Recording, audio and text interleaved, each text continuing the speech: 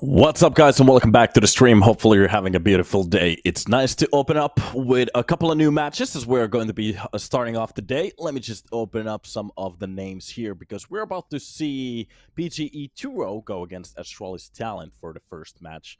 And after that, we even have another best of three, which will be shown down below. It's going to be ECF versus K10. So we have something to watch for today before some of the other matches actually start up. So welcome to the stream. And you can see the bracket at the moment from over here. Unity did win their respectable games. They lost against NAM, which already qualified from the lower bracket still.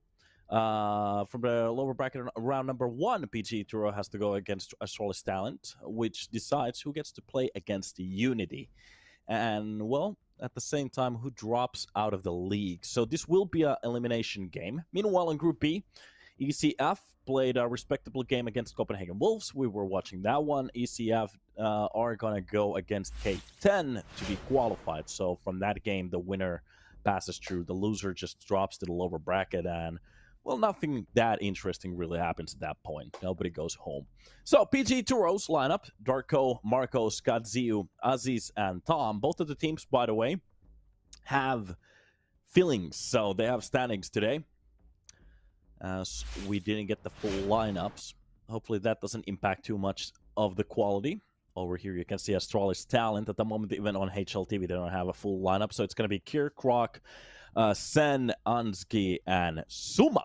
Suma is a new name for me. Never actually seen or heard of him. Maybe we could actually figure out some HLTV stats for him if there are any. But for the map vetoes, we do see a Dust Tube banned directly at the start. The second Dustiest map also gets kicked. It's going to be Anubis. After that, Ancient Nuke will be picked, and it's going to be Inferno and Mirage that will be dropped. So it seemed like Astralis Talent decided to go with the Mirage ban. So Astralis will be left with Vertigo at the end. A bad choice. We have a couple of maps to be seen. Meanwhile, over here on the first pistol round, that's going to be Ansky with the first shot. Meanwhile, the defense seems to be very on point. They're very aggressive. They do get the bomb down. The problem is, if they want to really win this round, they're going to have to go through the whole defense. That's going to be a couple of good kills coming in from Darko, and Marcos also gets one. But it's done before it really even starts. A quick retake to the first round. That didn't really take that long. And off we go with a bit of a lead. PGE Turow on their own map pick. They do get the bomb down, so we basically are going to see a buy from those Galils. Astralis Talent with that defuse. They're going to have just a bit of an injection of money, but of course the CT economy is just a little bit of a joke at this point. So we're not going to see anything that crazy. Just the basics. Some SMGs, some rifles. Not really that much. Oh, there's an okay amount of utility. But we don't have a single kit. So the idea here is not to let them get on the side at all. So this is going to be one of those matches where, well, pretty much the winner takes all. It's going to be a very risk-heavy match. Throughout the smoke on B. Darko opens up the B side with a beautiful thing. Meanwhile, the A-stack defense worked out just like intended. That's gonna even be Kadziu to shoot his own teammate. Oh, that is going to backfire big time. And Tom left in a 1 versus 2. Getting a little bit closer to that mid. This is still a possible round. Suma's very low on HP. Krok does have one of the full HP rifles on his hands. Getting closer from Donut. He does know what happened over here already. It's just a little bit of a team kill. That is going to be a big impact on the money for the next round. But if Tom could actually win this, it's going to still play for him pretty decently. Making sure that nobody's going to be holding down the back angles here. And getting just a little bit closer towards that A main. If he just kind of win that one fight to make it a 1 versus 1. He still has a decent amount of HP.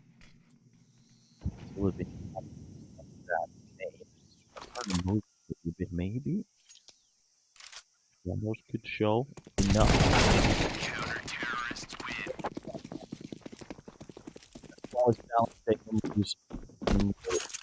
Yeah. That's going to be 2 rifles brought to the next round. Looking at the money at the moment. Already seen has dropped out of the server. Why do I remember that scene was playing on a different lineup? This might be me just going crazy at the moment. No. He's on Astralis talent at the moment. Is it like a new pickup?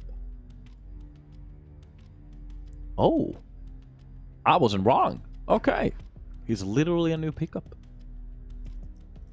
I just don't remember where he was playing before. I did cast a game from him. Oh, maybe it was Astralis talent that I was casting, but yeah, for the first time with this lineup. Okay, yeah, that's my bad. Yeah, but he was brought in on May. So I did have the games on May, so that actually makes sense. Okay. Doesn't really have a single match. He has a couple of matches played on CCT qualifiers in the Europe Series 2. He was playing on Gamer Legion Academy. That's where he was from. All right. Okay. Took me a little while. I'm slow. I'm not sure if he was just a stand-in. I'm not entirely sure. Okay. Yeah, I think it was just... Yeah, he was just a standing. Yeah, that's why it was on. Makes a lot more sense. All right. Back to the groove. So, the A-side hit didn't work out for PGE Turow. Got very expensive, especially with that team kill, so they have to just go for direct save. Only a couple of pistols and armors being bought. And looking at how this round is already starting, that might have been a bit of a mistake to invest anything in a round like this. I think Adamskid, yeah, he definitely spotted Tom on that swing. Taking a peek just maybe a bit too simplistically. And this is Astralis talent at the moment, playing a very passive game in a way. They are playing from aggressive spots somehow. What? But no reason to go for the plays. Let them do the moves. You have the better angles at this point. Make it hard for them. If they want to take those peeks with the pistols, they really need to work for it at the moment. Beetle shots will miss, and that's just going to be a double kill coming in for Croc. Nothing that crazy, but it worked out. It's kind of nice to see that the general engines are working at the moment. So, 3-0. And this is where it gets interesting again. We already had that Galil buy, that makeshift buy when you get that bomb down. But the 4th round buy is what interests me the most. How many players do survive from a round like this? Who takes the round and how? That is going to give us a little bit more of a understanding how the rest of the match could go on. Oh, I missed nade. That's going to be a little bit of an nade, but it's okay. Nobody really takes that much damage out of it. Of course, the smoke doesn't get played off. The only damage at the moment is starting to ramp up. Most of the players hit and very close to that 50 line. And Astralis talent just chilling. Anybody know why this isn't on HLTV? The reason why is from the Division 2 games, only the playoffs will be shown on HLTV. None of the none of the bracket games will be shown there. So A, B, C, and D groups won't be shown. Sorry, group games won't be shown. All right. Sorry, I'm touching the mic, trying to get it to a good spot. My bad. So, both sides of that cheetah will be held. Utility for the left angle of it. What is going to be asked? Pop in. I'm not entirely sure. He had a very good swing there, but the problem is his aim was just a little bit off. You have to correct that. And that's enough time for Marcos to get that kill. Utility being dropped for the cave. Kira still is holding strong. And this is a 50-50 angle again. Marcos will go for the swing for the correct angle, but it will be Kira to win it anyways. He's low on HP. He needs some help from his teammates. They're very slow to spring into action. Popping in. Gets blocked. As Beast gets one of the kills. Even in this smoke, that's going to be Gatsir with the second one. Left alone, Grog. That's the whole world against them. Good bait on top of the player. That is going to be a 1 versus 2. Okay, at least it's getting a lot expensive. And the time is off, but no! He pushes into the fight. Only if he gets away from that situation, that's a win for Astralis Talent. But PGE Turow, at the last possible second, they find him inside the smoke and get the headshot. PGE Turow, they literally get just gifted around there. That nade was, the play was excellent. The kill from the behind. After that, the nade for the site. I'm pretty sure nobody really spotted the time. Maybe that's the problem. Just a bit of a mistake, but okay. You can bounce back from those. Hopefully it doesn't really do that much. Those lineups really didn't work. Okay.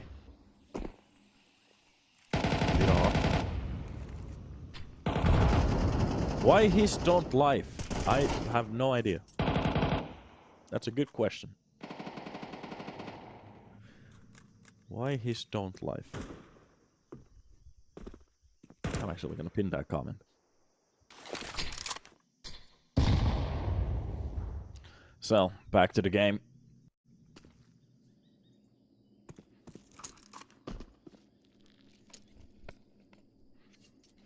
And it gets just a little bit more quieter for a round like this. Astralis Talent still can buy after that. Bit of a mishap on the last round. Utility being used for the cave there. And it doesn't seem like PGE Turow are still going to go for the execution. Meanwhile, they're setting something up towards the A side. So short, already being smoked off. There's actually a couple lineups that you can throw. I mispronounced that. And a closer push towards the donut. There's really nobody holding it at the moment, especially with the kills coming in. Yeah, this fake is starting to work out pretty well. Suma does get the drop onto Marco, but at this time, if they get the information, it's way too late to get back to that A side, especially with a player behind him. And look at this, Tom's position at the moment. The only thing he has to do is play a slow game. The fake and the risk for a round like this costs them anything. That is going to be a couple of mistakes in a row now to actively give PGE Turow a way back into this game. This started off very well, and that could have been a 5-0 start already. Now PGE Turow round away from a tie.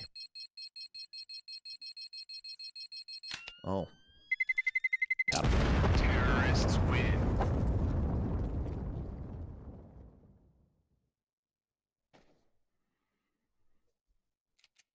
Oh, look at that. AVP Puro again with the same BS. Welcome. Should we make a bet how many times he's gonna call out something?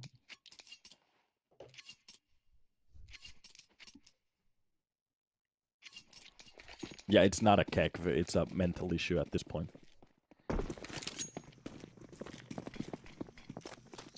Just a USB round for a round like this. With that one off FAMAS, maybe a little bit more extra in the bank. Quick kill at the start, okay. That's FAMAS converted into an AK. He wants to pick that up. Now the rest of the team, if they can somehow get her up, play together, but of course, those close angles with the USBs get just absolutely mollied off. AK is taking care of the rest of the players.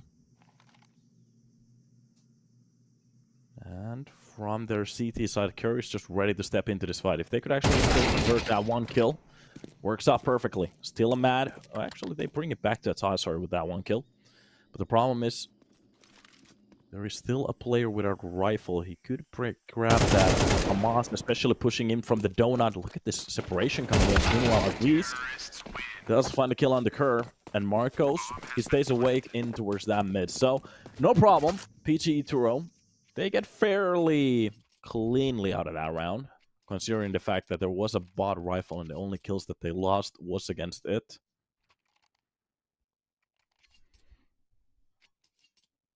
And of course, a tie on the screen. Now, this is the moment where Astralis talent, they could start to turn it around. For PGE Turow, they could take the lead. For the first time in this match. We'll see.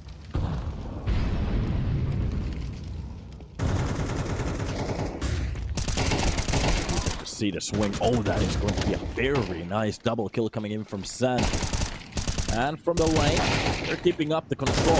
A lot of space being given for the Astralis talent side. To the soft wall. That's a couple of shots coming in for Sen, but he jumps out of the way. No reason to die for something like this. And Kadzio still holding hope with Aziz. They might go for the B execution. Basically, it's a 2 versus 2 fight, with the rest of the players being all the way across towards that A side. And if they could get these clean kills, that could give them just a little bit of a chance. The problem is how Astralis talent are playing this. They're going to still go for the aggressive plays. Molotov's being drawn to the side just to give a little bit of time for the retake. Meanwhile, from the line, that's going to be a very nice catch, especially to keep as many weapons as they can. That's going to be a triple kill for the side of Sen. PGE Turow, well, they gotta get rocked here. This push was beautiful. That flash, the timing, amazing. Maybe getting a little bit sloppy at the end there, but it doesn't matter. Flawless talent with a very nice round. Now for them to keep up the gas, they can really do any more mistakes that they did before. That's where the game gets a little bit spiky. For PGE Turow, you might just need a little bit more from them. Of course, it's very early on. The round to be played in this first half. That's going to be a nice catch. Even from the smoke, oh, Marcos with these angles at the moment. Doing a very good shot. That's going to be even Aziz stepping off on the board with a kill. Gets traded immediately, but at this point it doesn't matter. 4 versus 2. And advance, especially with the point. That's going to be Sen dropped, and Marcos already inside that A side. Took care of it. A good round for them. Just a bit of a change of pace seems to be what works for them in general. Now we'll see if they can actually keep this up.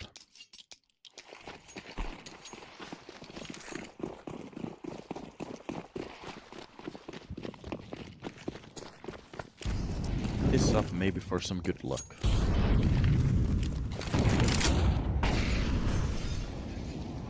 Alright. Again, some USPs this time around. They don't even have that one from us. So, okay, what a catch coming in from Tom. Understands the corners pretty well. There's a reason they picked this map. But a nice shot coming in from that USP to drop down Marcos. That's at least going to be one weapon for the side of the CTs if they want to pick it up. Of course, it's going to be... Wait a minute, they did grab it. Okay. Not a bad way to maybe gain a couple extra kills if they can.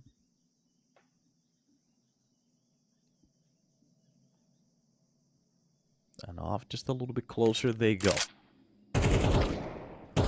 They want to take and split B side or just go for the direct kills. Darko was kind of waiting for that push to come in. Trying to go for that USB first, rifle next trade. Really didn't work this time around. And look at this. Suma left alone with just the USB. What can he actually do? Maybe get a kill? Terrorists win. Let's go, device. Where's Tom? Oh, he's on the bench at the moment. They decided to go with Suma instead.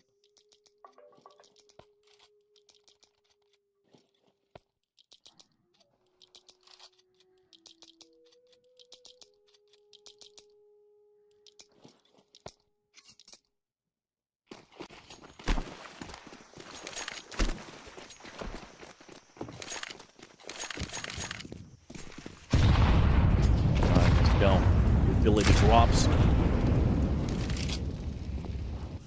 hangover, yeah. From mid, a double hold. Suma will be trying to extend that fight towards the lane. Didn't really work out. Marcos behind the smoke. Oh, he's gonna make some plays. We actually saw this before. Where is Tom? He's with Jerry at the moment. Takes a nice peek onto Marcos. That's gonna be one kill at least for him.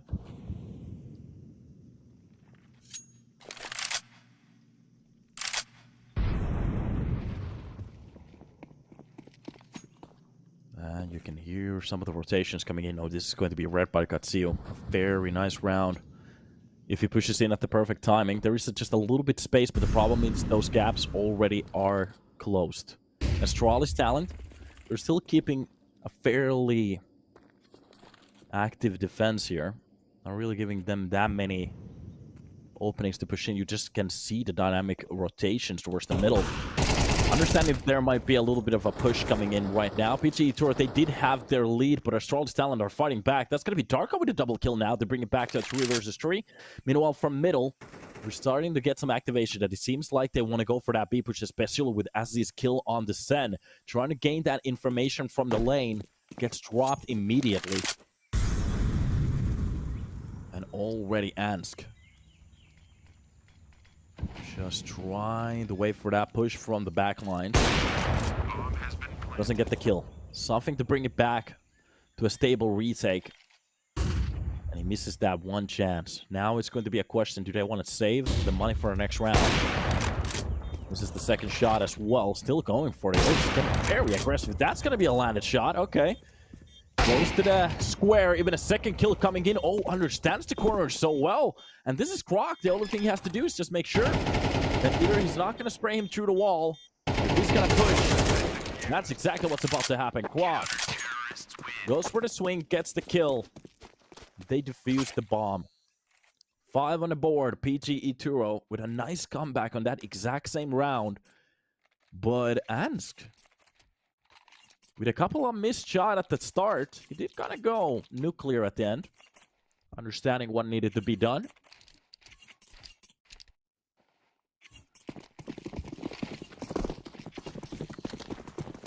Kind of nice to see it. Come around, there won't be a problem with so much of the buy. They still have to go with an MP9 to supplement the buy. It's okay. Clock. Let's get the first kill onto Aziz. And right now, you can just hear the whole team get a little bit more relaxed as they're not going actively for those counter kills. We did see a couple of plays coming in through the smokes, them getting a little bit more active, but PGE Turow, that it hasn't really worked for a couple of rounds now. No reason to do it anymore. Beautiful flash. It gets Kerr turned around, but maybe the peak was just a little bit off. Darko, let's get dropped. That's going to be a very quick trade from Tom. Let's try to keep those numbers close. He's still on one-man deficit, especially with this lurk. Croc. A lot of potential here, especially if he spots something in towards that middle. A bullet to the back of the head, of course. Katsuo just falls to the ground, and with lane control being held. Oh, this is going to be a tough round for the side of PGE Turow. The poles, they have to read this. Especially with Tom already in the fight. It's going to be so hard to understand where exactly this push is coming from. And both of the players starting to lurk in from the same angle. Tom does get the first kill onto Sen. That is at least a way to bring it back to a one-man deficit. But Ansk, oh, boys, with that op that hits that shot. Marcos gets the drop onto Croc. Number just 2. Marcos does get the first one. But the quick trade from Suma gives them the round. Astralis talent, 6 on the board. Already winning half of the rounds here on the enemy's map pick. Ancient.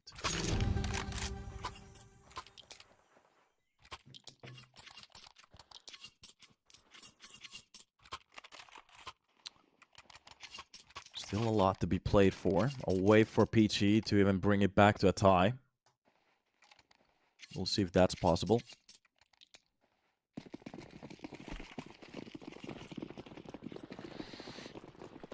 Couple of good plays coming in so far. There has been some very good plays coming in from Astralis as well. Understanding, for example, where some of these fights could be mostly coming from. Oh, Kerr with a very nice entry. He's gonna go for more for a...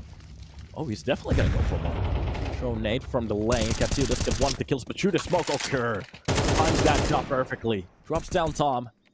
Meanwhile, the bomb will be planted towards that B side, but they have so much control from the lane at this point. I think they even spotted the player towards the middle. At least now they did. Suma, before he gets through that push, or I think there was a smoke in front of it. We can't really see that from the minimap. There's going to be a very nice attempt to hold it down. Meanwhile, K10 with Marcos left in 2 versus 4. Alex playing this very passively, just waiting for somebody to go for the information. Marcos gets the double kill at the start. Meanwhile, from the backlines, that's going to be K10 with the kill. Suma does bring it back to one-on-one. It's going to be a direct Oh no, through the smoke! Well, how does that work? I think he jumped for the information and just spotted him from there, I guess. So the 6th round will be brought back, a way to bring it back to a tie. And PGE Turow, they win a 2 versus 4 that they had really no business on winning. Okay. I don't hate that. Finally getting some action. I have to say, this has been a fairly quick game in a while, too. We did get a bit of a delay to start this one off. So it's been like a couple of 20 minutes so far. 20 plus minutes. Yeah, 25 minutes of gameplay so far with the start, freeze times, and pauses. So in a way, this isn't that bad. We have had series that have lasted for, well, literally 4 hours. But yeah, like I was trying to say, we were talking about Astralis CT side, so they had a pretty good understanding on where the majority of the fights were happening, what kind of a hold or actual attack PGE Turow had, and they were doing a very good job, for example, with the A side alert. But the problem was that there were some other problems where they gave a lot of space. Tom starts this off with a nice kill onto Ansk. Pop flash in front of their eyes. That is going to be behind that box. Gives K10 and Isis when that execution comes in. Very good chance to go for whatever kills they want. Even shoot a smoke. Wait a minute. No, it wasn't actually. It was K10. This was just a shutdown. Suma, basically the only one to find a frag in this round. Astralis talent. Well, we might see just a swap on the rounds here. Starting off exactly like it started on the first half. Except they had a couple of more players alive after a push, so that's a bit of a difference there.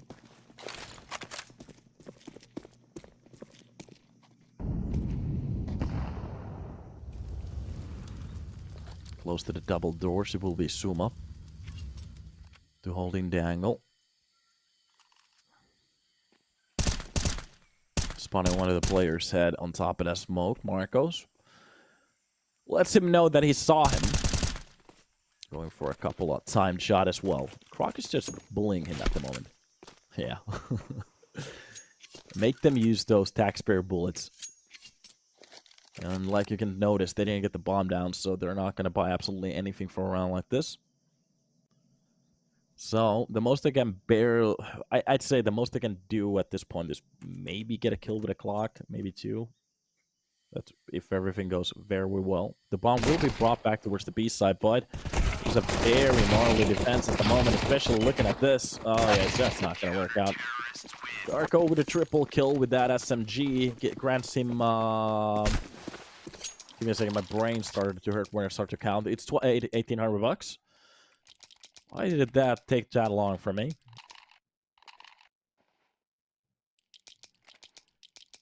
$1,800 without dying in a round like this.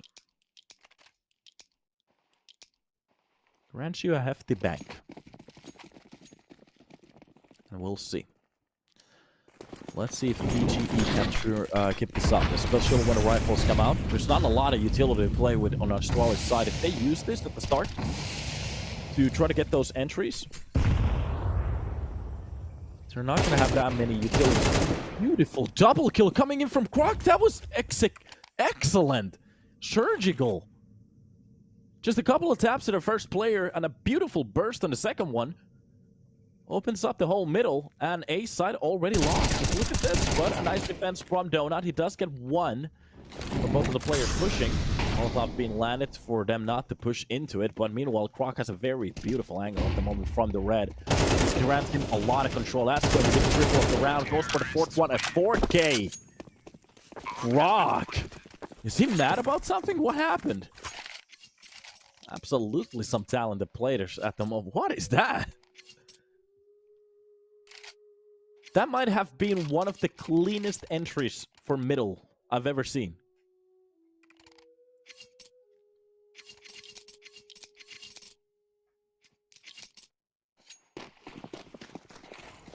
Okay.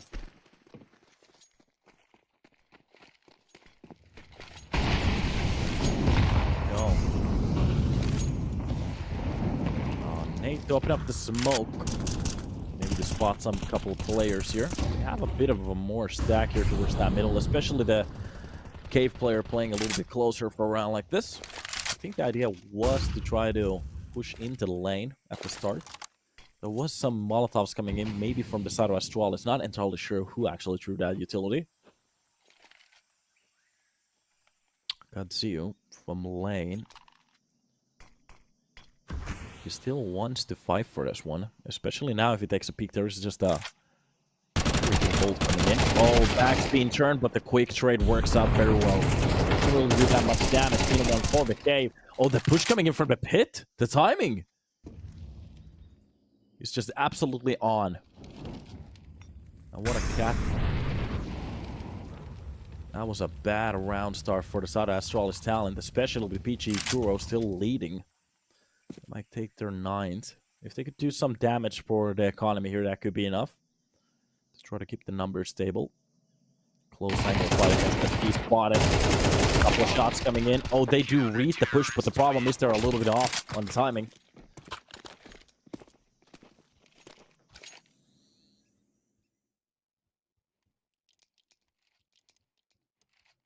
PGE Turow. They grabbed their 9th. Not a bad way.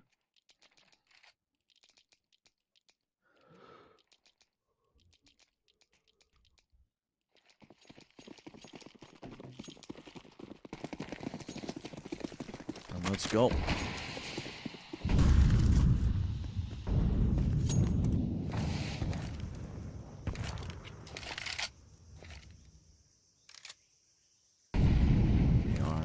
A-side push. They have tried to dabble towards the B side from the lane. Middle was something that worked out for them. They're very individual based. A sell attempt for the B side. There's a 4-player stack here. And A side is fully open. Finally, they get the information that the side has been hit. PGE Turow literally has no players on the site, but it doesn't matter. Kerr on a very long rotation. The bomb has been planted, and a player already popping through the side. I'm not entirely what the idea for that was from Marcos, but Tom, let's get one through the smoke. Utility being used for a retake. And a nice shot from Suma. Shot it down. Backside being a hold, already on top of the side. Behind that bomb. Does a little bit of damage. Even the player close to the ruins, but the Eagle still holds on strong. Doesn't really work out. Zuma comes out with the trade. The push coming out. They see the plant being already defused. No! At the last possible second. Zuma with a 4K, and he still can't win the round for his team.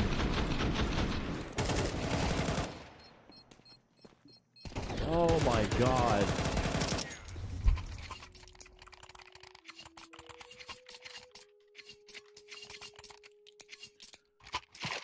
That is a very rare round, but for Marcos, I have to say, maybe just a little bit too aggressive through the smoke behind the box there. But all in all, looks like the defuse won the round for them.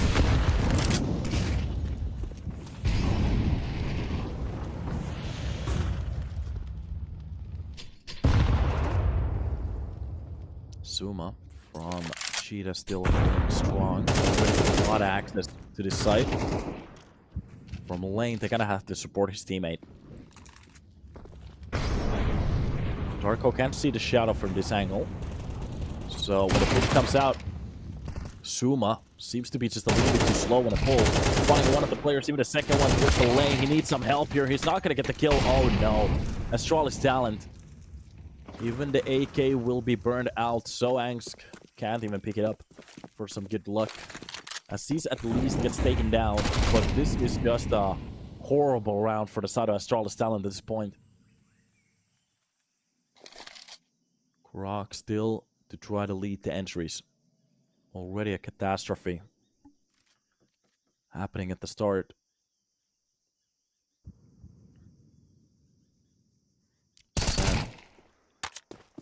Will be spotted. Marcos does understand the angle pretty well. Doesn't really hit the shots, but it's okay.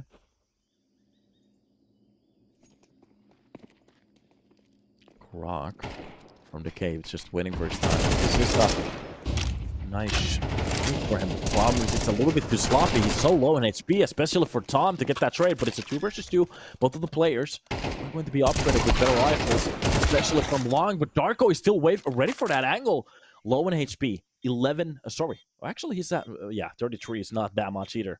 Katsu needs just a couple of bullets from that rifle, and that's exactly what's about to happen. A bullet to the dome, and it's done. Sen drops to the floor. PGE Turow, they just keep posting up numbers. Astralis talent seem to be just a bit off with most of the timings here. At some point, they seem to have the right idea. The problem is it just happens just a bit too late. And winning, for example, that round grants them an 8, which brings them 2 rounds away from PGE Turow. Looking at the money, that could have been a save. So it wasn't, this isn't a match where it's that far away. The problem is they just can't win the rounds. They have done the right moves, they just can't shut it down.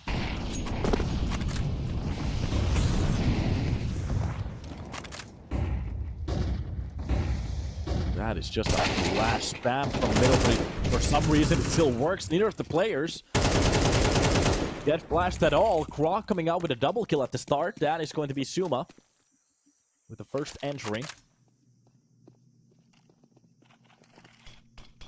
Astralis just looking very positive on the server for this round. And for PGE Turow, like we were talking about their money, it really wasn't great. So saving these 2 rifles could grant them some kind of a buy, especially thinking about the gas injection that they're gonna get. Not gonna be a lot, even from the CT spawn. And Sen spots out Darko as one of the rifles being dropped.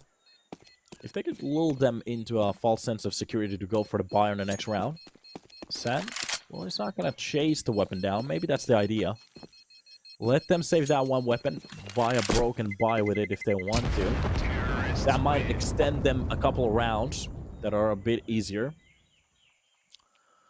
But in my opinion, Astralis talent should go just for the full save. Of course, looking at their economy, it's not going to be great. But if they save for a round or save a couple of $100, they can actually go for some kind of a buy in the future. PGE Turow, 1K seems to be saved. A talent timeout. This could be a good time for PGE Turow to talk about how they want to actually approach this, because it's going to be $1,900 that they're going to win for our next round. It's not going to be enough for a buy, but for the round after that, if they save something with that $2,400 injection, they might actually get a full buy if they want to go for an op as well. That might work out. That seems to be the plan, to save around 1K to get that 5K buy. So, this far, the plan seems to be on board.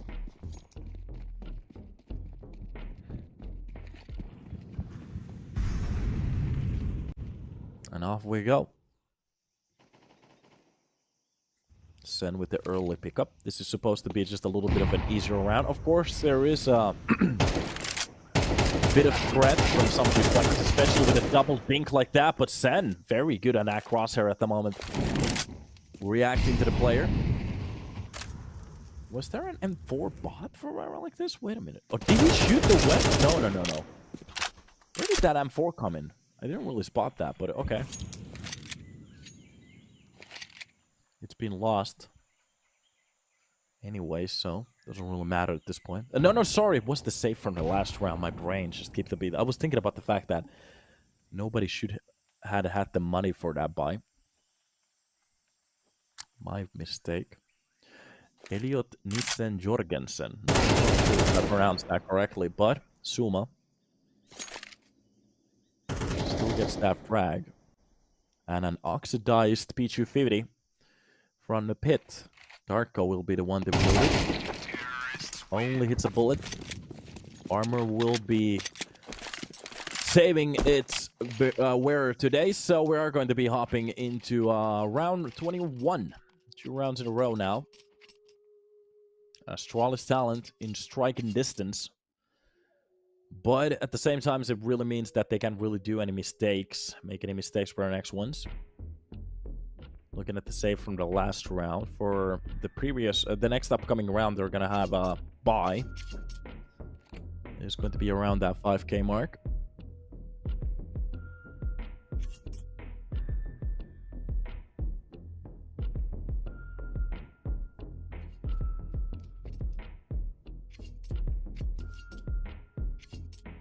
On the board, as well as talent. Very good opportunity to bring it back to a 10. A 1 round deficit. Meanwhile, PGE Turow, if they pull something out of the hat with just these pistols. We have seen USB wins before.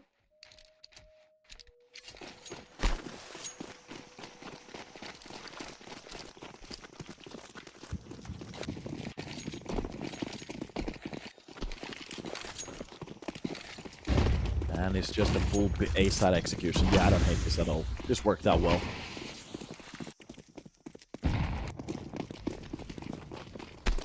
This worked out well. Right decision for a round like this, of course. A little bit of a 50-50. Understanding against these USBs, you just have to stick together. Croc does get dropped with that long-range USB shot. Utility dump on top of the player. Darko will be just chased down. He does get a kill before he goes down, but it doesn't really matter at this point. Deagle to try to take down one of the players sooner. Holds down the AK.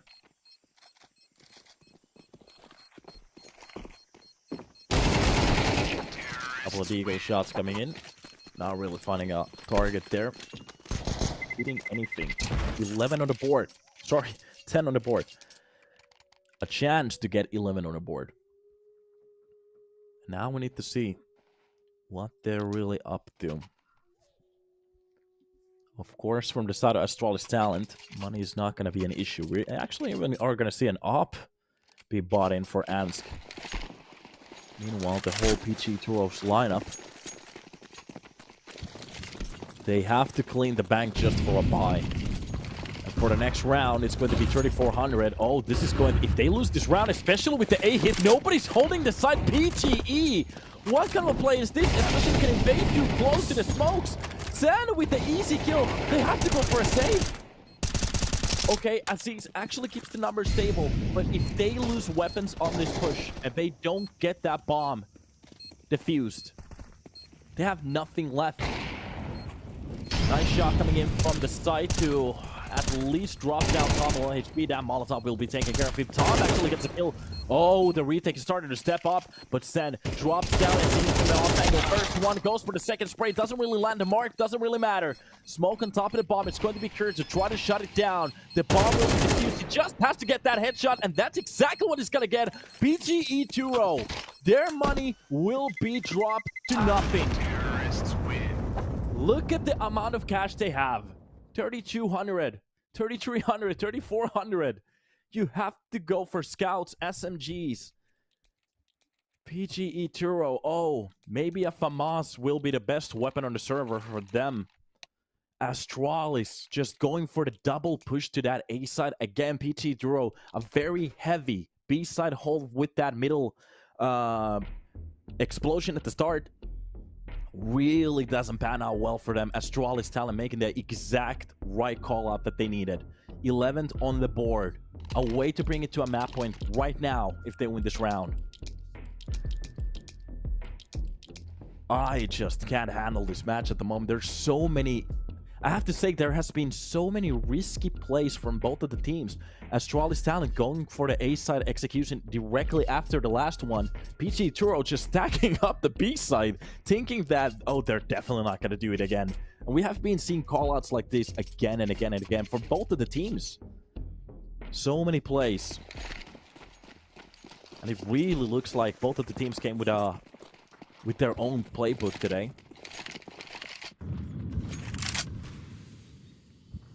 Let's see if they can keep this up. If it's gonna be quality till the end. Hopefully it is. Deagle spam here. Making sure that they know. They did go for a fairly full buy in a way, leaving 2k. That's gonna be okay. That's a little questionable. They do have the last ones, of course, though. They can actually buy for an next one without a problem. What a quick kill coming in from that M29. Way to open it up quickly. If they could actually grab that rifle, that's going to be a very nice start.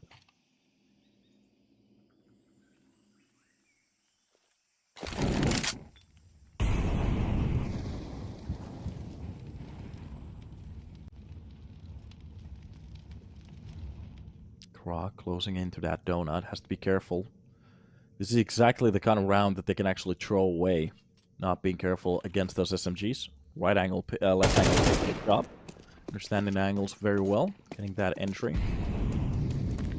And closing in Darko with that AK. Should be a menace, especially with the push coming in from the back lines. Quick trade, a 3 versus 3, but they do get the bomb down. And now it's going to be the after spots.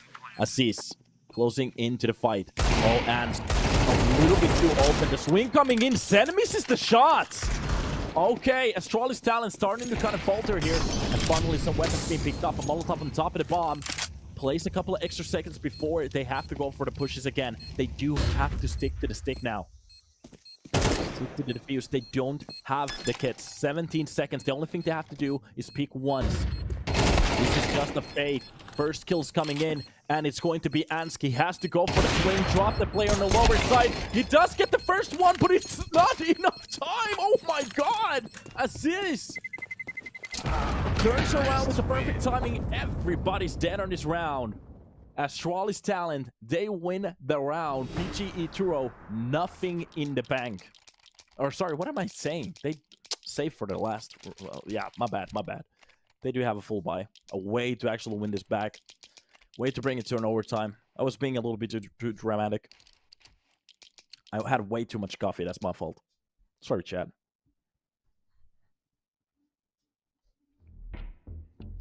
A bit too dramatic.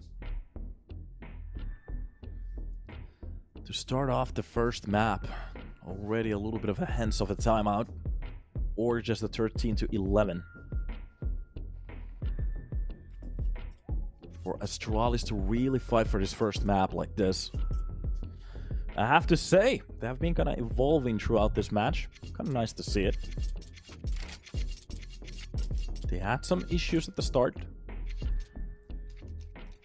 Giving them maybe a bit too much of a lead, a way to control the map entirely. Those risky plays all over the map.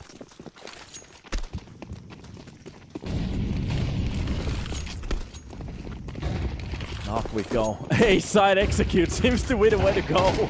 And meanwhile, Marco does get the first one in line. He gets back off from that situation. Then with a quick trade, the problem is that the quick scope hits, but inside the smoke, then comes out with the double. Oh, he's been so good on the server, but Tom laser scrock through the smoke. And the bomb won't be planted yet. 3 versus 2. This is a quick call out. Oh, it doesn't work out. And being left alone and turns his back at the worst possible timing, gets dropped. 12 and 12 on the board. And by the way, Tekroco Bratiger, I see you trying to slur insults at the moment. Stop it, or I'm going to ban you. There's a reason why none of them came true. What an interesting round that was. This time around, the A side. Risk doesn't really work. 24 kills per Darko. Look at that. 22, 20. Croc and Sen. Really, the players looking very good, especially towards middle so far. We have been seeing some very nice rifle action. Me gusta.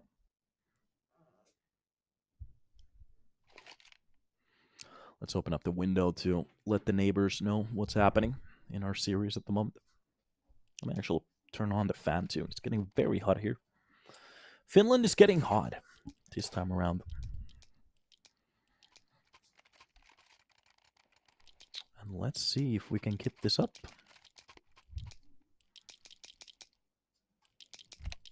Boom.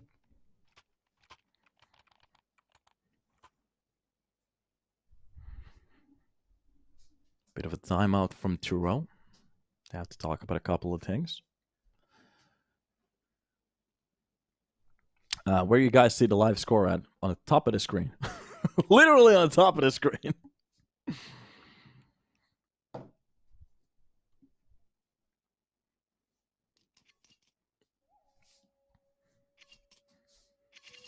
All right.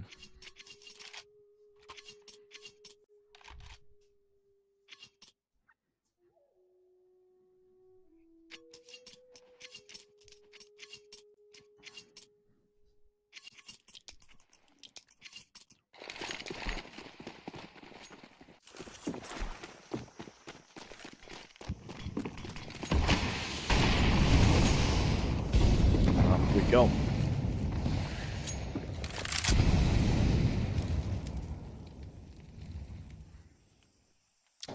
From mid. Couple of shots. Not really landing.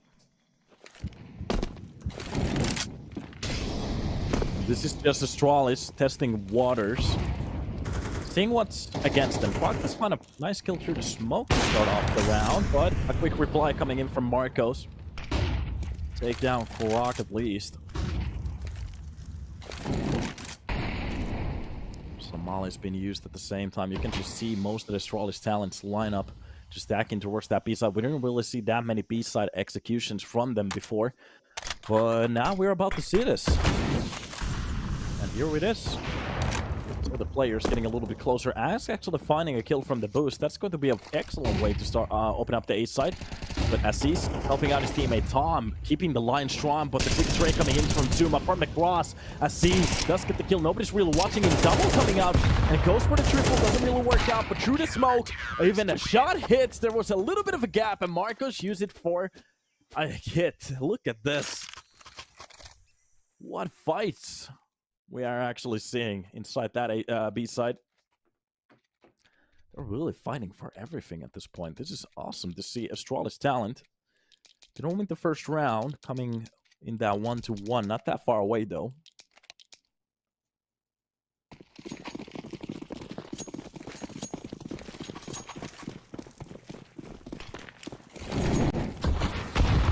Oh, now just guard to that corner. Some towards mid. Darko, that's why I first shot on the Zuma, but the quick trade. These are just trades instantly. Whatever happens, somebody else dies across the map. Croc punch the shot onto Aziz. This is exactly what I was talking about. These two duos. The entry force has been working out. Darko comes up with a double, but meanwhile, Ascend with a quick reply. Brings it back to a 2 versus 2, but the push coming in from the cave. Tom on a close right angle. Is it going to be spotted? No! Tom with a double kill brings it to a 14 for PGE Turow. Oh no.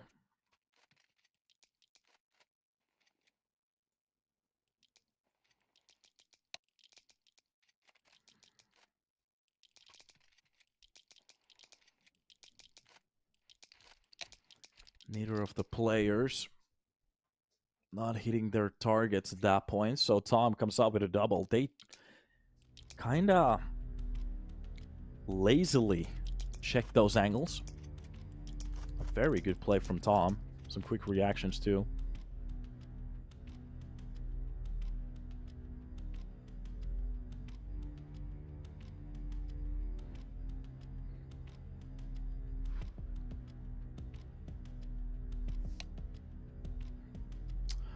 No shot need, they're just lazy on that spot.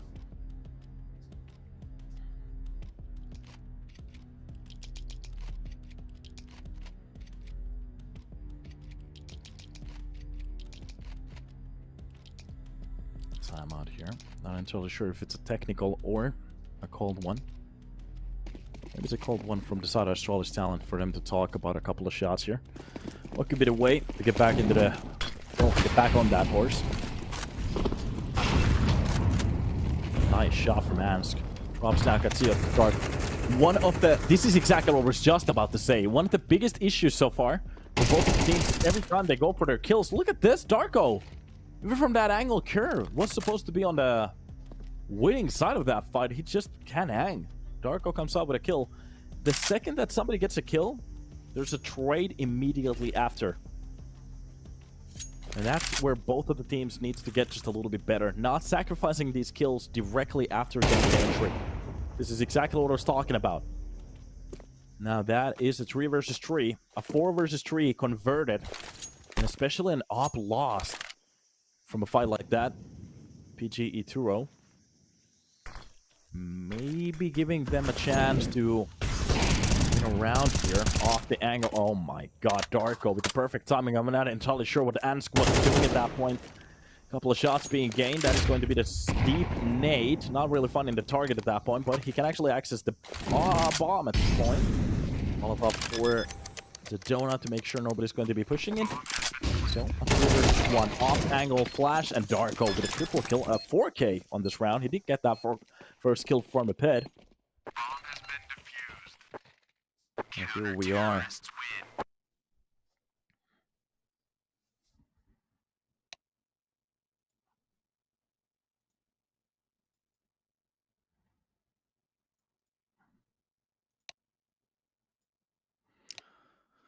I have to say, it's like, is there something in the water that you guys are drinking?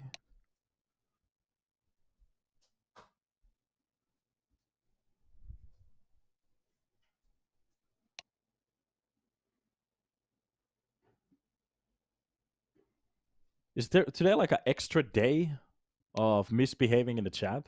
What's happening with you guys? Normally it's been so cool. Like, great people, great feelings. Today it's like we went to the insane asylum and just like, you want to come and chat? Here's an open chat. Tell us about your opinions. I'll treat you too every single game. Okay. Every single situation. Oh, somebody threw a nade at somebody just ate it. Choo. Come on, boys. Let's behave. We have a great game in front of our eyes at the moment. Can Astralis 15-19? I'm not sure.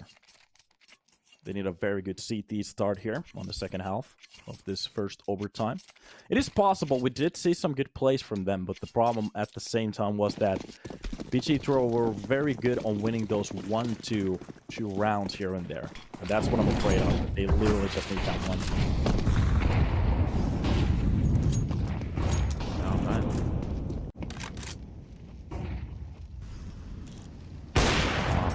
Shot lands. This is exactly what I was talking about. That extra aggression at the start works out well. Some will be finding the kill on the Marcos, but got Zio quickly with the trade. A side fully open. The bomb seems to be rotated there already.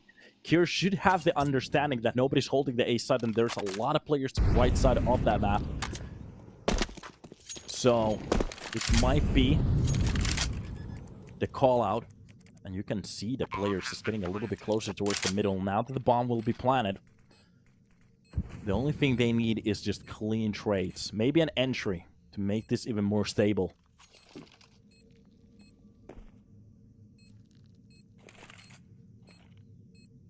Off angle assist wants to be very aggressive. There's nobody defending him. First shot coming in, but the quick trade from Sen. This is exactly what I was talking about, what they need. Or even the entries. Pushing on towards the side right now. Ants will be leading from the backlines, dropping into an AK. Azure gets the kill from the left angle. Even the second one. That is how you do it. Astralis talent. Oh no.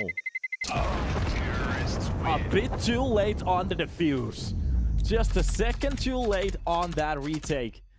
And PGE Turow, well, they scrapped themselves into a 1-0 positioning, running into another map, which is Astralis' own map pick. I have to say, that was a interesting game in most of the fronts that I've seen in a while.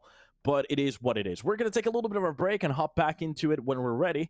It's going to be Nuke, which is Astralis Talent's own map pick, and we're going to see how it's going to work out for them. So let's take a little bit of a break. See you back in here when we're going to start.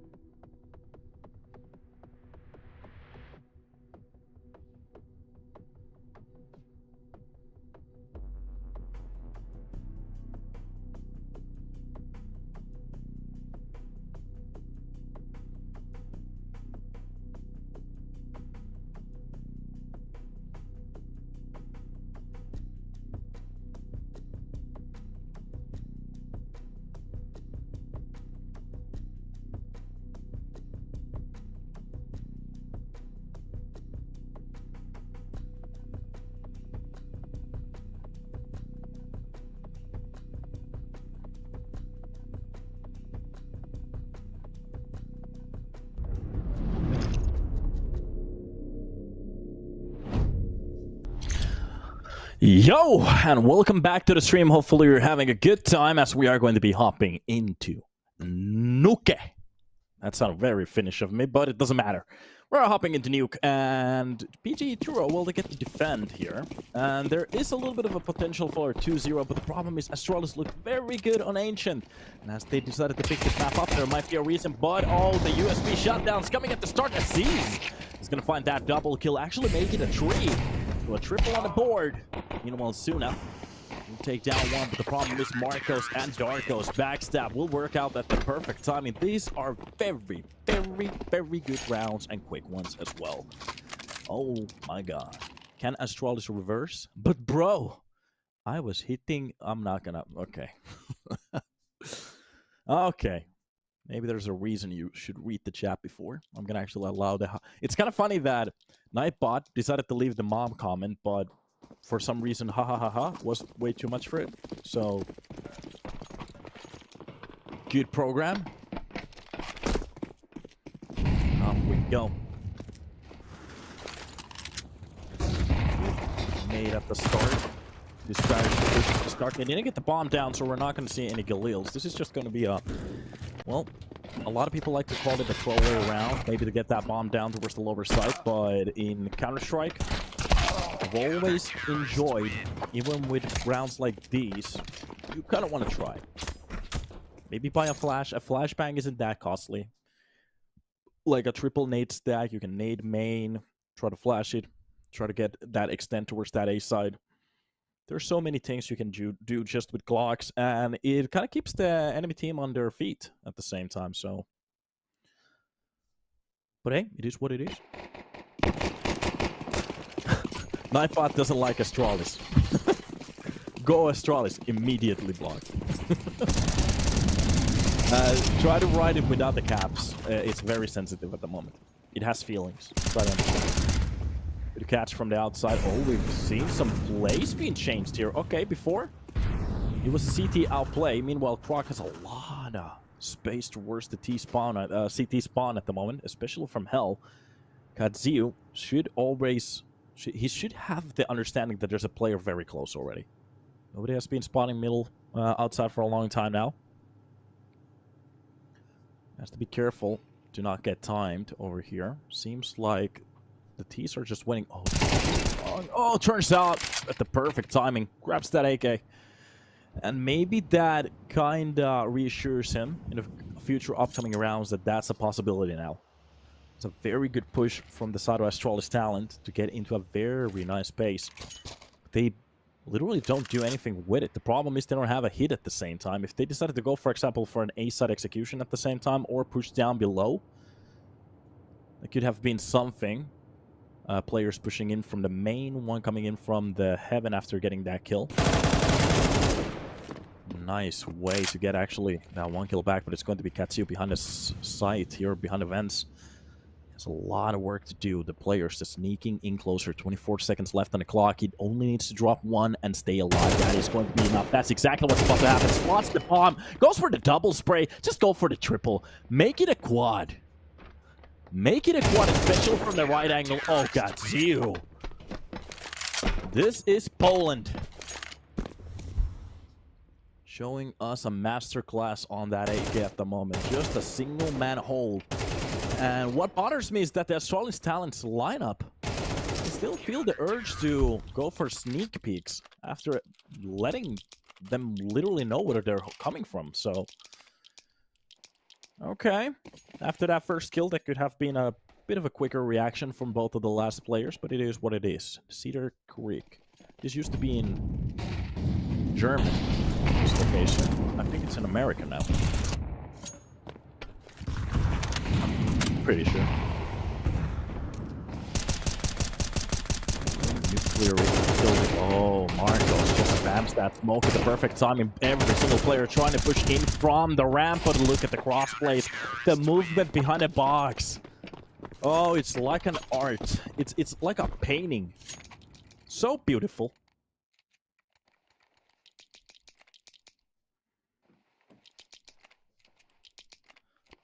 Talents are copper ranked. You're talking about a way too expensive medal at the moment. I'm just kidding. I'm just kidding. I'm just kidding. It's a joke. It's a joke. Come on, guys. It's a joke. No, Astralis actually showed us a very good game on Ancient already. We're just getting a little bit of maybe a snooze fest here. Both of the teams do have... Wait a minute, Darko is not expecting that. Meanwhile, K10 does get the first kill. That utility damage is just a lot for Croc. It's barely alive at this point. Players popping in towards that outside push. Here has the way to get on top of the heaven here. And K10, well, he's just waiting for that to happen. Oh, I just keep kicking the fan at the moment. Sorry, fans. Aziz going for the play. Sume still hitting that angle. Oh, gets spotted. The double spray too. Works out so well. Aziz is the one to get that kill. Meanwhile, from heaven, this is just an easy read for the side of K10. Even he gets away from it. Oh, this is just a bamboozle. They think he actually dropped back to the side. They get spotted. Kerr, what is he aiming at? There's nothing on the walls. Focus on the lower side. Ansk, well, confused. Starting off the round with a fairly easy kill. And this is what they do with it. I think it was actually... Yeah, Ansk got that kill at the start. Okay. This is their own map pick, too. And we have... to be honest, I have to say a couple of things. We see individual plays at the moment coming in from the side of PGE Turow work out very well. They do have a couple of good plays here and there as a team. But Astralis talent has been the superior team in general, getting that outside control, getting into hut so many times in a row. Sorry, inside the heaven so many times in a row without actually anybody spotting them. But the problem is they barely do anything with it. Now it's just going to be a full A-side execution. Oh, Tom doesn't actually shoot the player at the right time. We even get a Glock kill coming in. No, he was actually denied to get that last shot.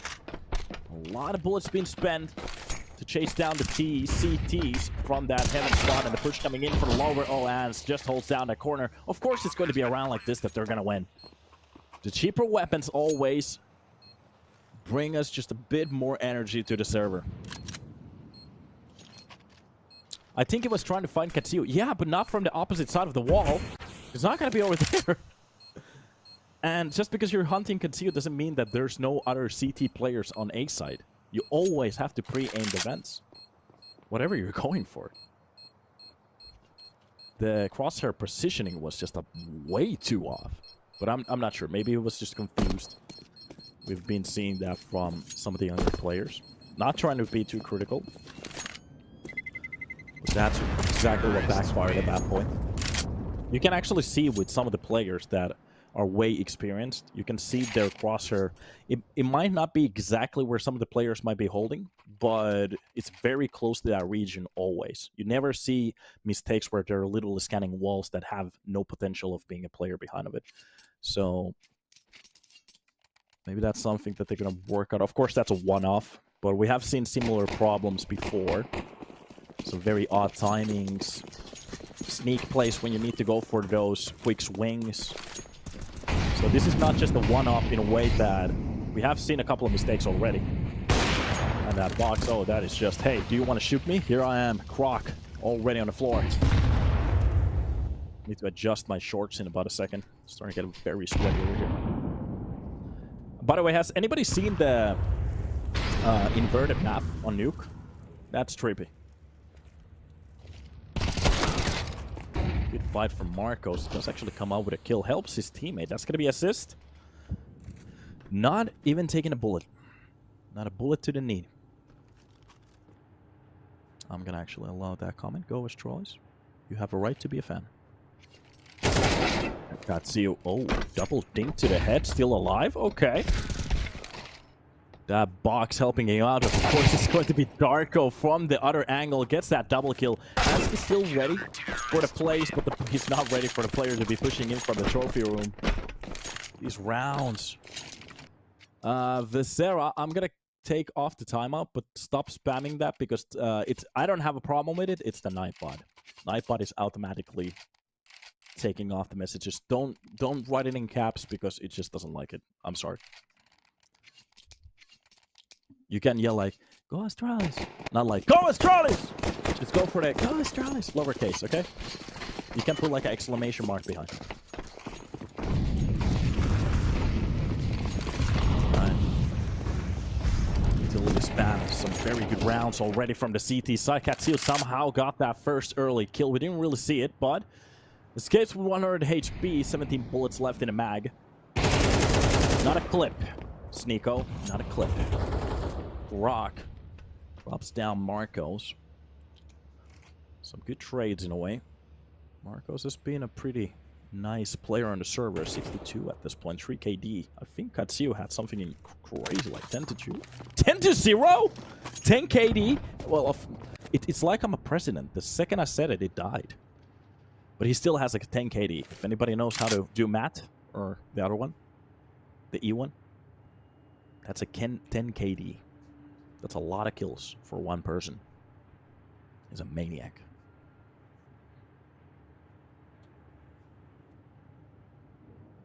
Alright. Round really slows down now. So, it seems like after getting most of the kills that they need, Astralis talent, they do need a couple of seconds to process what they need to go for. But meanwhile, PGE Turow, they already have their defense set up. Smoke lands onto the site. That is going to be a nice signal for Aziz what's about to come. Both will be shot down. Sleeps on a wheel. Just a tap to the face. And makes it happen, but the Molotov actually separates these two players. He needs to go back to it. The Molotov underneath gives him just a little bit of a chance to go for the swing on the side, but no, he doesn't go for it. Smoked off. This might be a round for Astralis, especially with Curse Kill. Yeah, Darko at this point, just get away from the site. There's nada for you.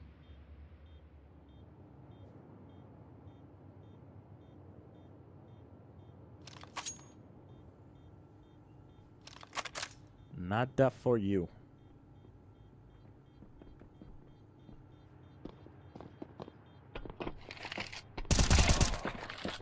Okay, at least a kill for Dark escape. Doesn't really get the second one, but they have enough money. Do not worry about it. Don't worry about it. Don't worry about it. Easy K10 with 13k. What can you actually do with $13,000 at this point? In this world, you could buy a nice meal. You could get a very good loan for your house. Well, actually a pretty good car in Finland. Used car.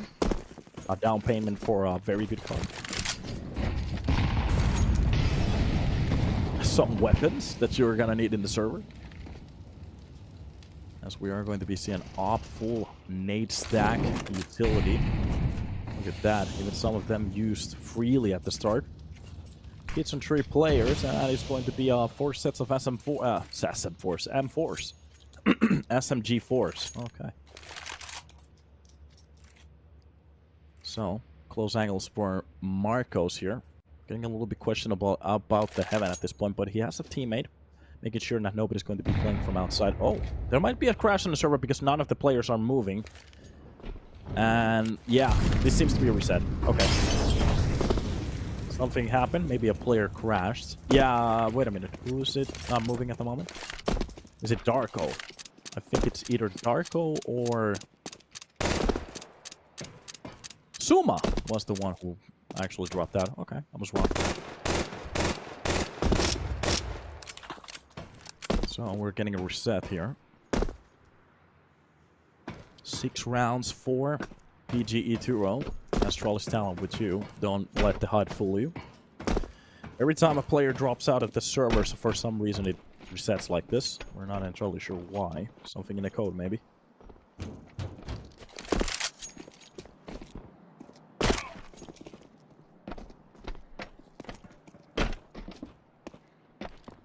Oh, did he say code? Is he a hacker?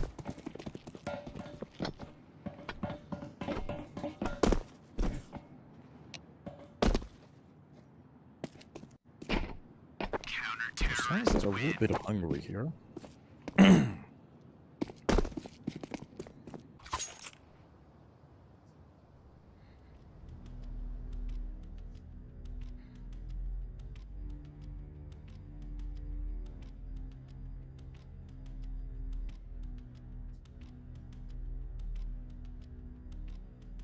What happened? Disconnect. Yeah, Suma dropped out of the server. Seems like he's back, but the tech needs a little bit of a time to sort this out.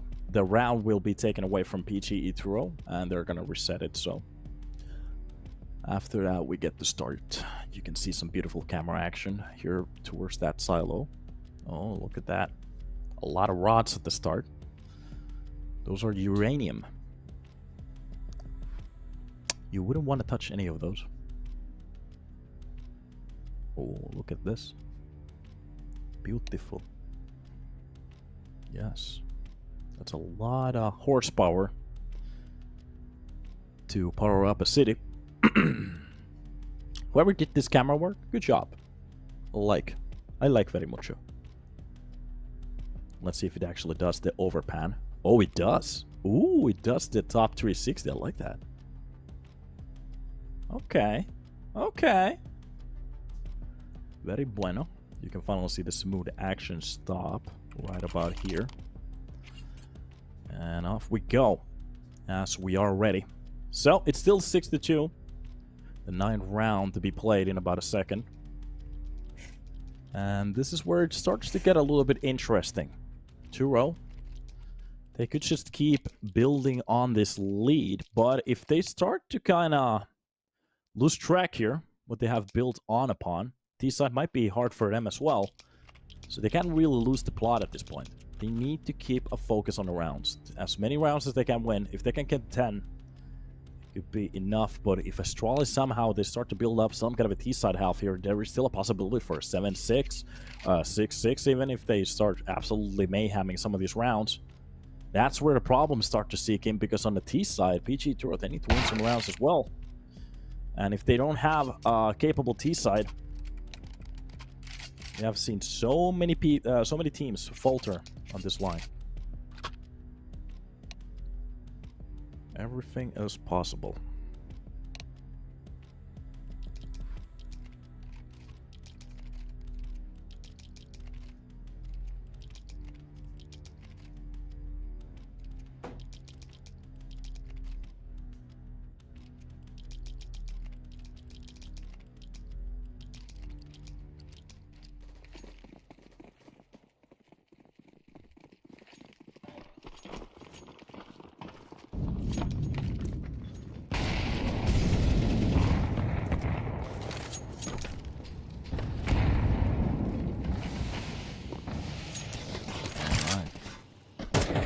Shots to the smoke to warn the players if they want to go for a rush. We have an M4 on the other side. Capable weapon of mowing down a couple of players here and there. Meanwhile, set up for the outside smokes to maybe get a little bit more space before in front of that secret push. There are a couple of different ways you can actually throw the smokes. I was actually ready for the other stack, but no, they are going to shut down the warehouse. Good idea from Tom, but it's a little dog. Nice spray coming in from Croc to get that first early kill. This is exactly what we're talking about. Croc has had so much space towards the CT spawn already. We have seen so many plays without anybody actually stopping him until the last possible moment. Tom still holding the CT vents. T-side vents, that's going to be Katsuyo before the feed comes in. Suma actually goes down. Croc doesn't get a kill underneath hell, and they do have the information. That is a nice peek from Cure to drop down the player from the main, but this is where it needs to go down. They have to be aware of the player pushing from the upper side. But look at the call out. Astralis Talent, they're just going to be booking it. Directly to the lower side they go. And a plant in front of it, a silo. Oh, but it doesn't matter. Inside that smoke, Tom grabs a beautiful shot. And that is a flashback to open it up, and a push coming in from the other side. They need to fight for this thing quickly, but from the vents, Kerr keeps the numbers stable, and that is going to be the third round for the side of Astralis Talent. Looking at the money, well, it's starting to get a little bit closer to a save from the side of PGE Turow. Not a clean buy anymore. Astralis with a tactical timeout. They need to talk about what's about to come. What is the plan? What is the play? How can they get inside these sites just like that again? Some good fights, especially from outside. That is going to be Croc with some a lot of space gain, to be honest. Even though they had that much space to play around, Turow still gave them a heck of a run there at the end. Wasn't that far off in a way. That's me just throwing my phone at the moment. Sorry, boys.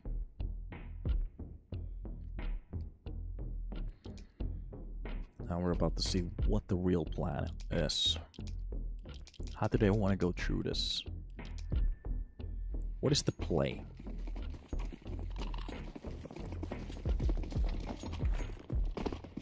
Alright. Still will be at the start. Nate towards the red box. SMG's couple of them coming into play, but this time around already true. Quack spotting the player on for 7, knowing exactly where the second line of push is coming from. Darko, even through the smoke, Kerr is gonna get his own kill, and this is exactly what we're talking about. The start doesn't really mean much if you can't end it just like that. It's getting way too expensive at the moment for the side of PGE Turow. They're losing rounds left and right, and players too. The great start that they had already being diluted to a 4, to a 2 lead. 4 rounds for the side of Astralis down. Looking very good here.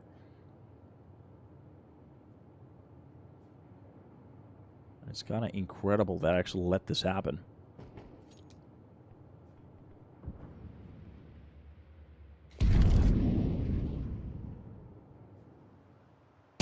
Aggressive push, spotting the player on top of the roof there.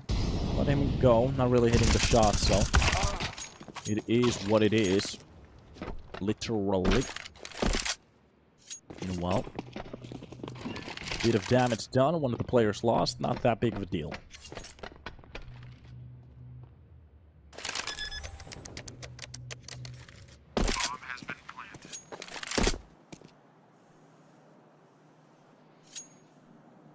Bomb planted, and safe for the next round will be off.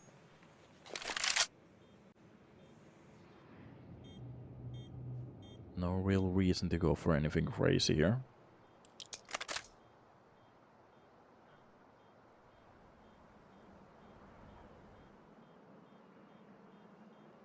Estamos en la casa.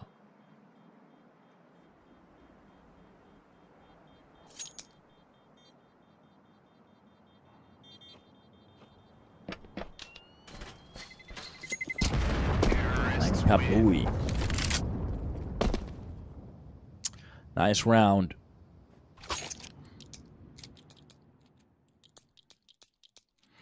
And for Astralis talent, they still need a couple of more like that. A couple of more of those. Now the question is the CT side. What are we about to see from them? What kind of a play are they going to give us? The T side is starting to look like something, like I kept saying.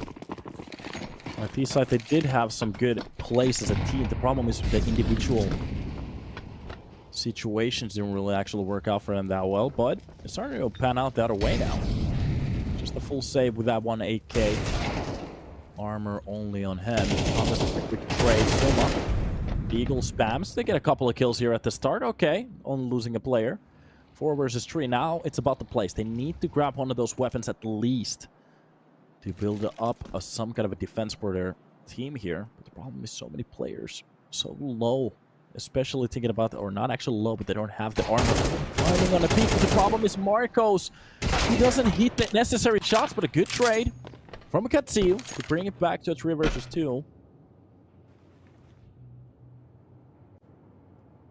And Sen will be leading the push. There is a player closing in to the squeaky. Oh, assist. I'm not entirely sure what it was doing, but looked like he had the angle. Katsiu in an off angle. Oh, no. It's all going tits up at the moment. PGE Turow with the best opportunity to take this and bring it back to control. And at the moment, the best that they're looking for is a 7-5 if they don't get this retake right now. Sen has an off angle towards the CTs out of that vent. Meanwhile, Darko doesn't really have any utility except that smoke. He could smoke out Sen out of that spot entirely. But no, he's just gonna play with the time. It's done. Yeah. He's not gonna win this round. No kits. Yeah, that is a weird call coming in from the side of PGE Turow. Some of the angles that were playing way too aggressive at the end, especially with the lead that they had.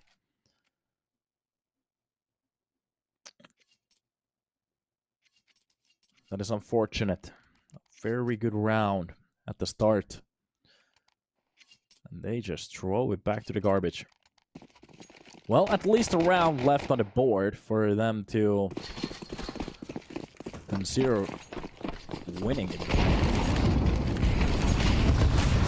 If they're gonna win this one, especially with the push coming out, all the player on top of it just burning so mildly. Look at this, that full push coming on down to the lower site.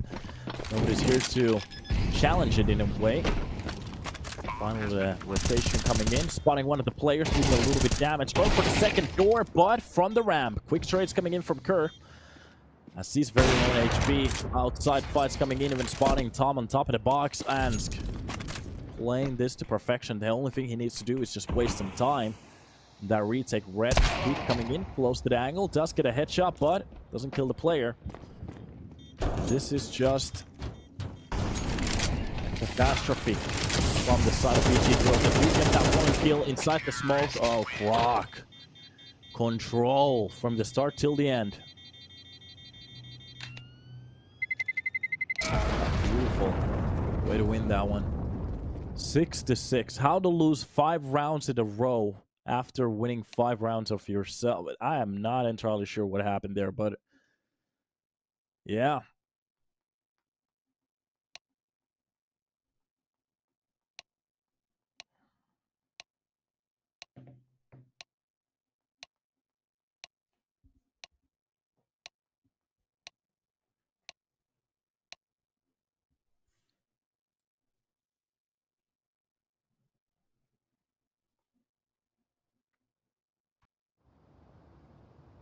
Here we are on a tie at this point.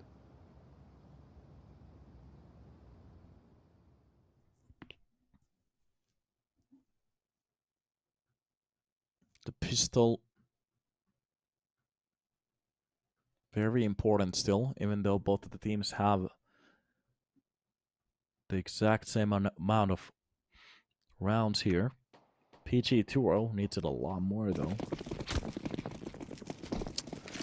T side, anybody can have a good one. It's more of a how much do they play it in a way, because we have seen some very good T-sided teams too.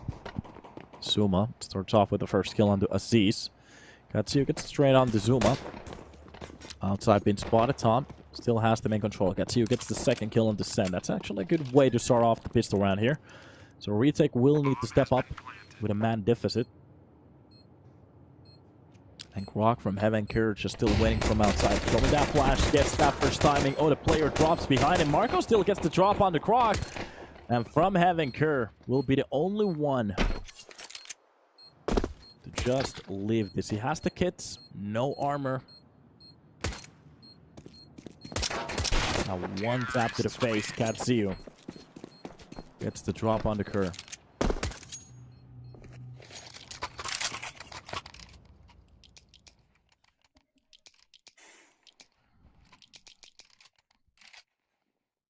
Good round from PGE Turow, but they still need so many rounds like this.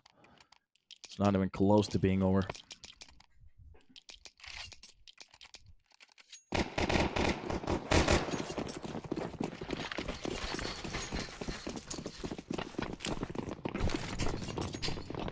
Oh, and a nade will not be the right way to start off a round like this. But looking at the buy from Astralis down. Not equipped to the brim, but they decided to go for a buy. Darko does spot the player backing back towards that heaven.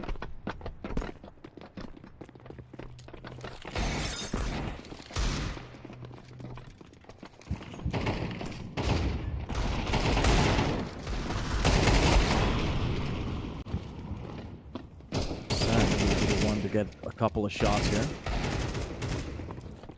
Can't see you. Yeah, Darko just mops them with the Mac-10. Quick couple of kills and it's done. Kerr left alone. will be the one dealt with. Done and dusted.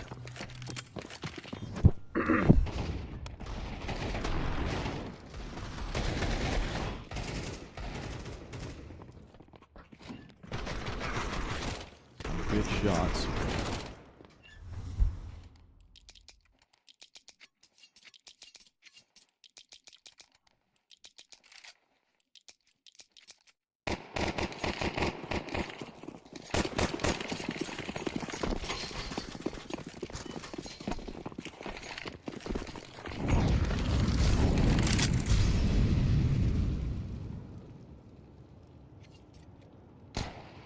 Here we are.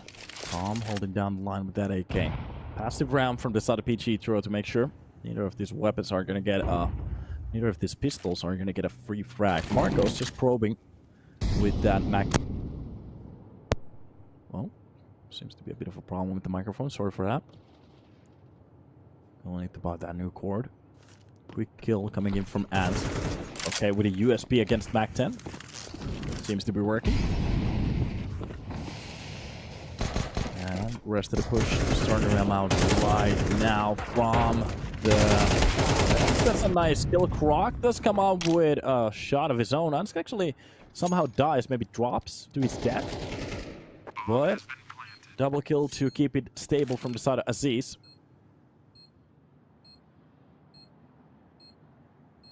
And off we go. PGE Turow with a pretty clean round here. Losing a couple of weapons. That Mac 10 was a bit too mature in a way. But thinking about the fact that there was a couple of buys coming in from a round like this, they did invest somewhat, not that much. To maybe impact the economy, maybe to give a couple of percentage to win that round, but it doesn't even come close in a way. Sen will be blown up, or at least shot up. That's you. That's away with 8 HP. So its rear weapon survived for the next round. PGE Turow looking pretty decent here. But it's about the first buy. When we get those rifles into play, this is where it gets interesting.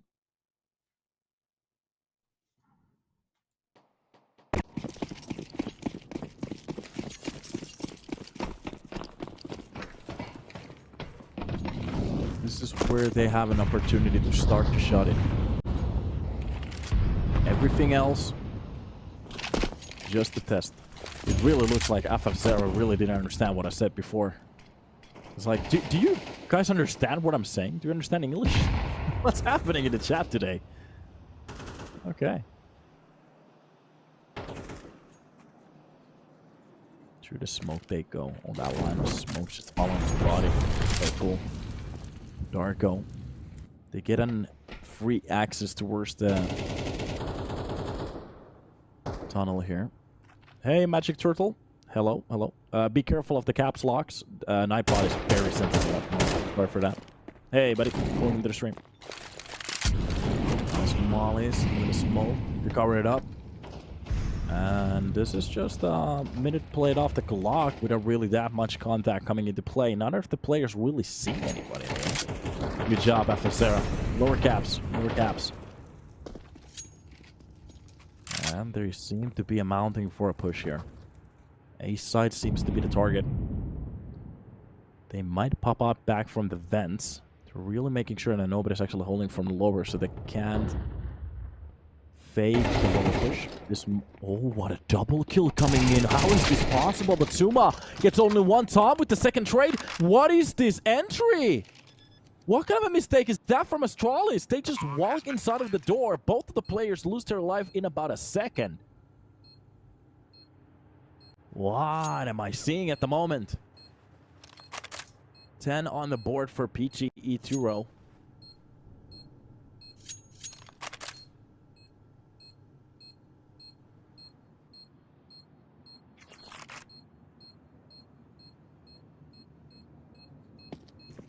And this is just insane. Stepping in front of that squeaky. Both of the players just getting executed at exactly at the same time. And what's great about it They don't stand and wait for an opportunity. They just take it. The second they get those 2 frags, it's just going to be an explosion to the side. They lose a player, but it doesn't really matter.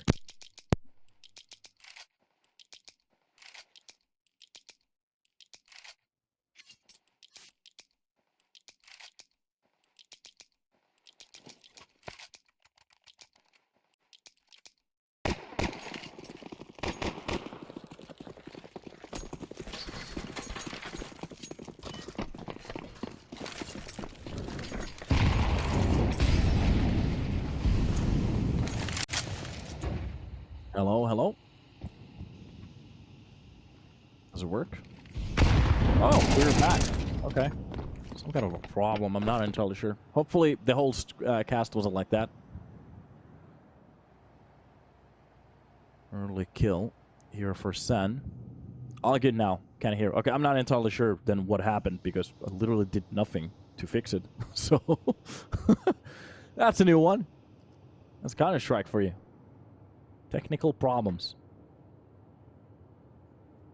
I really need to check now that we haven't had like a whole ancient without a cast. That would be horrible.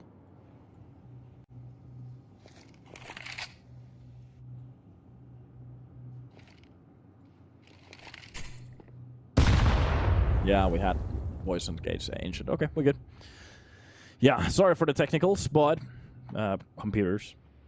I literally touched nothing. My hands were on the table all the time, so somehow we fixed it. Great.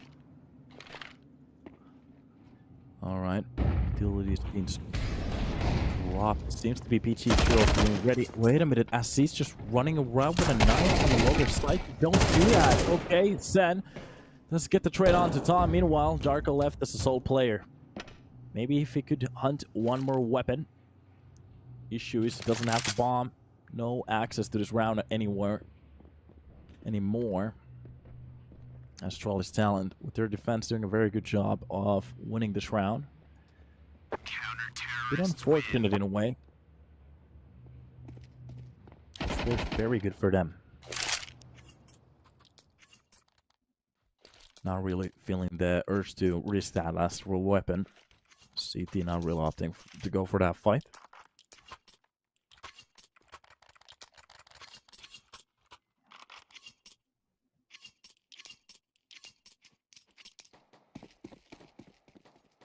Now if we go for a new one.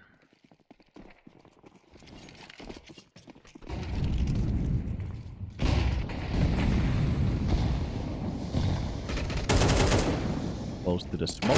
Nice catch from Croc. It doesn't really get the second one.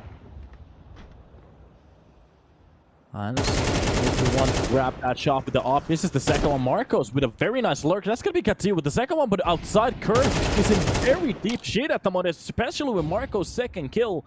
Oh, the whole defense just getting absolutely melted. Oh my god.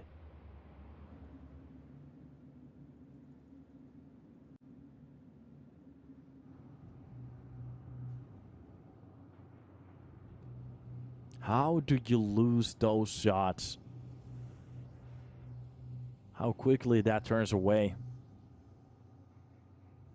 And what surprises me is because we had such a good Ancient coming up from the side of Astralis. They looked very good on it too.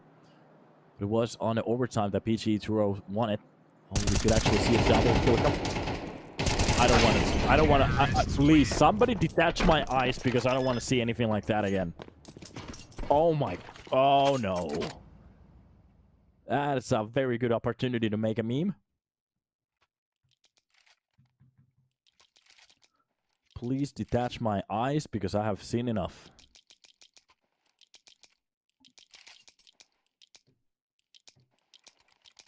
Oh, that's rough. That is very rough. It's Counter-Strike. Happens every now and then. Right idea, wrong execution, exactly. Or a failed execution. Oh god. Shot and full salvo in between both of the players. Meanwhile, towards the ramp, Sen does get the kill, but the problem is he gets in just immediately traded. There's not a second player to feed off of this situation, so it is kind of a lost in a way. Astralis talent losing the ramp control. 4-round deficit in the brink of actually giving them a 5-round lead. If they win a round like this, especially with the control that they have.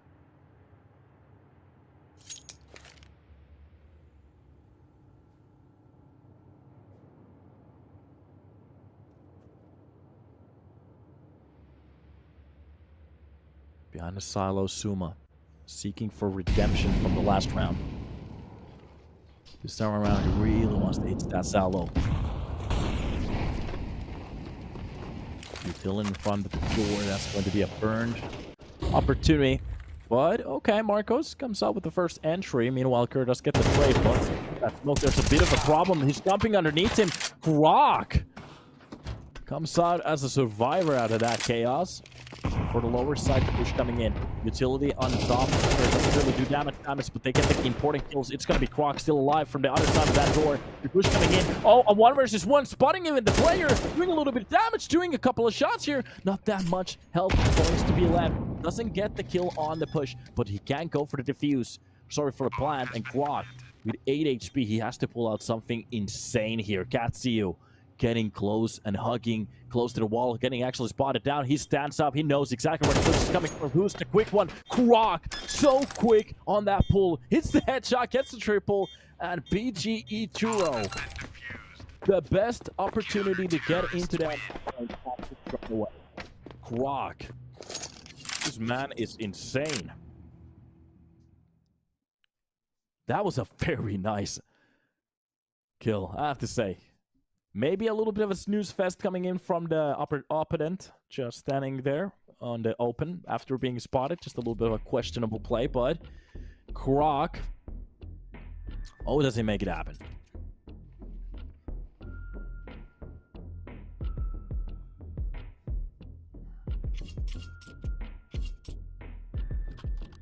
He fell asleep, yeah. That's why you drink a coffee before you go for a drive.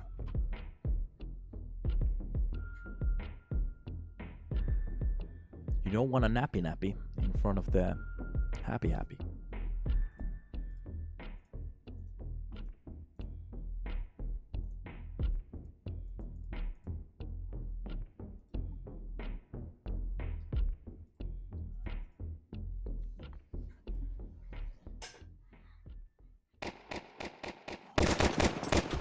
Okay. Couple of shots from the Glocks. Starting utility. Going to smoke on top of the main. Croc on top of the box here, trying to make sure that if he spots ahead, you could go for the first shots here. Good information already gained. Good way to gain it though. And a flash overhead of that smoke. Oh, he gets absolutely ran down outside of the smoke too, and gets robbed and rocked into a very hard position. The push coming in from the... Well, this is a very good... But, oh, he turns away at the worst possible angle and gets spotted. Nice kill from Aziz. Opens up outside with a double kill. And Suma behind the silo. Aziz still holding down the main. Understanding there might be a player outside of it. I'm not entirely sure if Sen spotted the player from that angle. Look at the lurk. Aziz dropping the player. Easy kill for him from inside the site. At least Suma gets something, but the problem is Darko gets a quick trade on for Sen. And the players know that the B side is open. Suma has to go for an insane clutch here.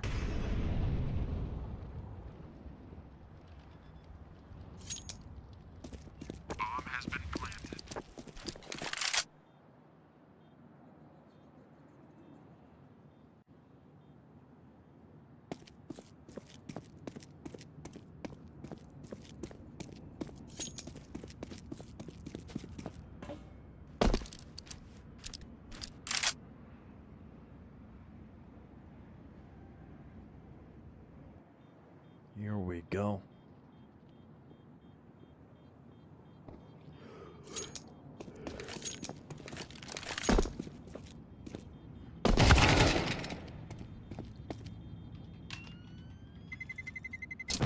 Terrorists win.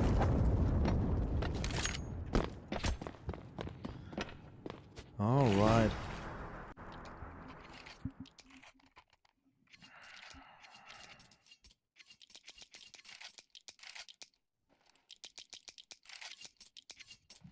21st round.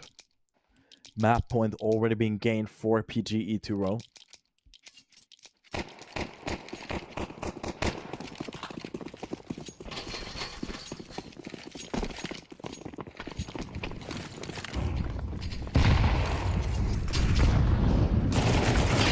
Early utility, the push coming in from the ramp from road seems to be working out. Suma comes up with a kill. Sen comes up with a double Kerr from the lobby push. Takes out Tom, and Darko left as the sole player. Still swinging his Dragon Lore knife here for some reason. Not understanding how close the players are. And Kerr gets a drop down to Darko. Astralis at least post their 9th round.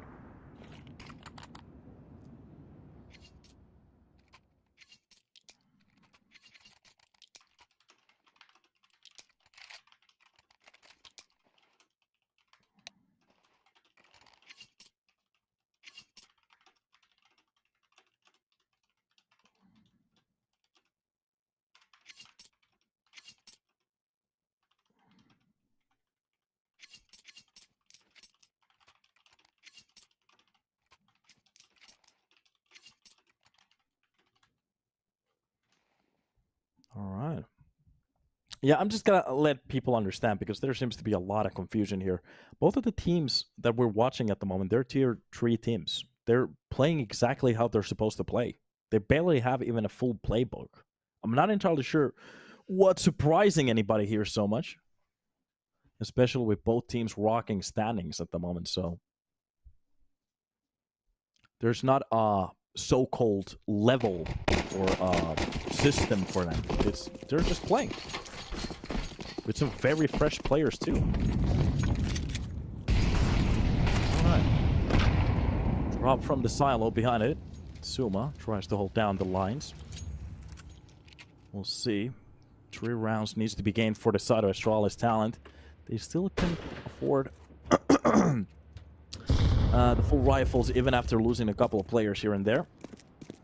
So the economy seems to be okay in a way, not having the full utility. But they did save a couple of bucks for the next round. Meanwhile, Aziz only with a clock. And this seems to be a round that PGE Turow might be happy to give away if they could just do some economic damage. Depends.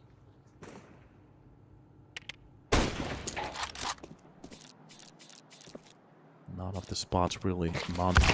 Marco's trying to go for that scout kill. Doesn't really get a chance to go for it. Nade at the rush. And this seems to be a pretty good round for the sort of AT. Doing a good job of avoiding the players from those angles. And just a nice blender at the end. A triple kill. Oh, sorry, Ansk with a double. Before that, he actually got 1. So a triple kill to shut off the round. But of course, very, very expensive or inexpensive round for Astralis talent. So now they get to scuff off whatever they need. Should they go for an op? We haven't actually seen an op being played. Maybe they don't have the op player on the server today. Anska's been rocking it in a couple of plays.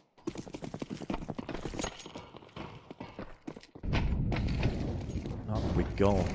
Need for the door, even for the rush. So 2 rounds is what they need to bring it to an overtime. Meanwhile, PGE Turow, this is starting to amount to be a bit of a choke if they give it. Especially considering what happened on the first half. This could have been a lot more cleaner of a game already. Push coming from outside. Oh, they seem to be having a plan here. Do the smoke, a couple of spam. Close to the main's edge there.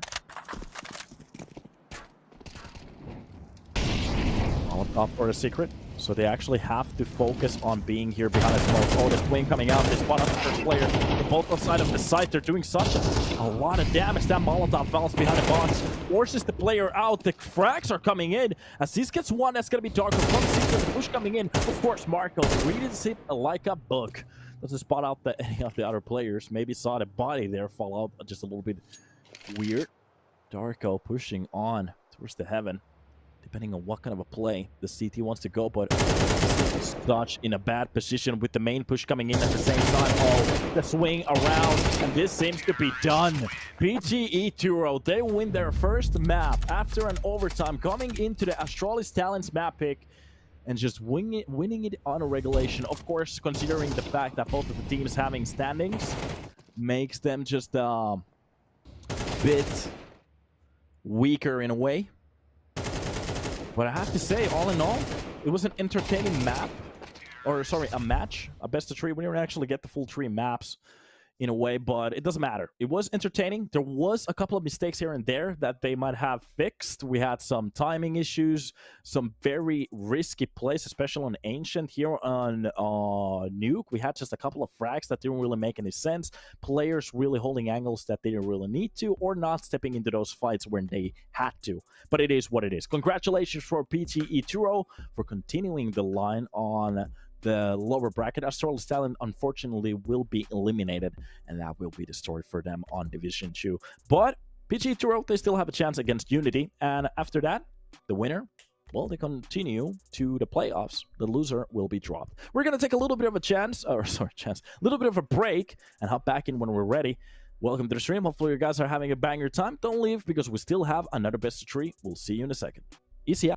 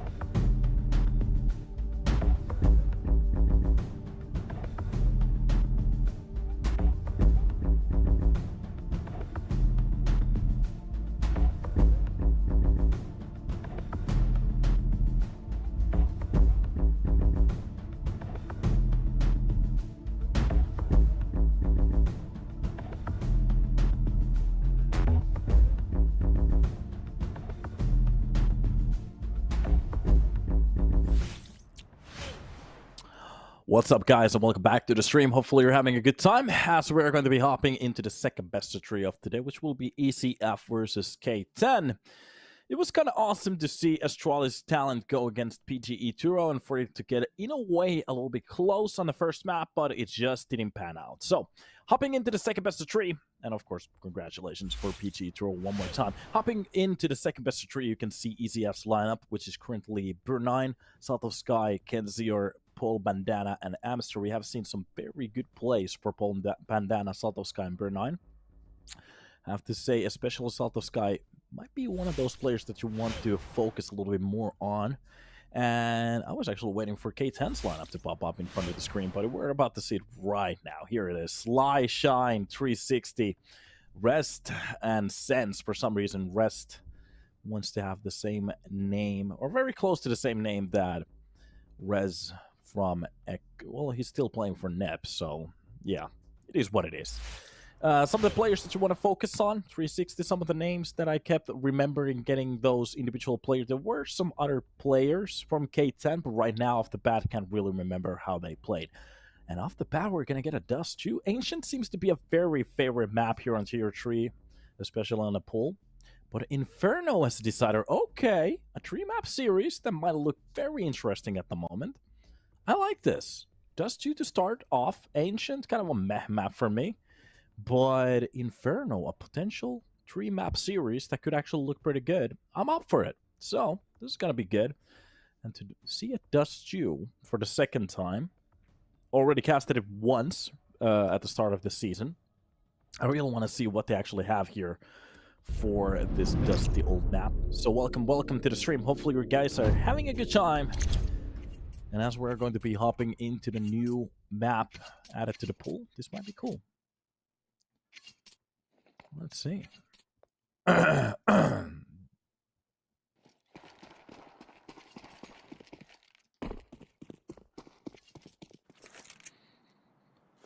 Here we go.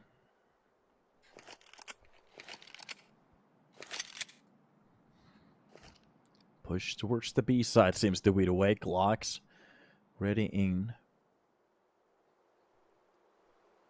And just waiting. Sense. Holding down an angle. Shine. Comes out with a couple of frags here. Oh, it's actually going to be Sense. Burr9. That's going to get one. It's actually going to be Sly, but Sense with his own kill. Burr9 actually gets 3 here to hold down towards the B side. That's going to be Shine with 1 more, but makes it a 1 where it's just 2 for his teammate. Burr9 with 4 kills on the table. An ace to start off Dust 2. Not a bad way to start on their own map pick. Some very accurate shots for Burr9. And kind of funny to see it. Accuracy always there. Waiting for something exactly like that to go down. And that seems to give them a good opportunity to start off the round well. The map well. You can see here some of the shots raining through. Oh, they're still looking for that hit. Even shooting their own teammates in the back of the skull. That has to hurt. But it is what it is. Here you can see Amster dropping 1 more. And this is just going to be a very clean round. ECF with a couple of rounds here at the start. And up we go.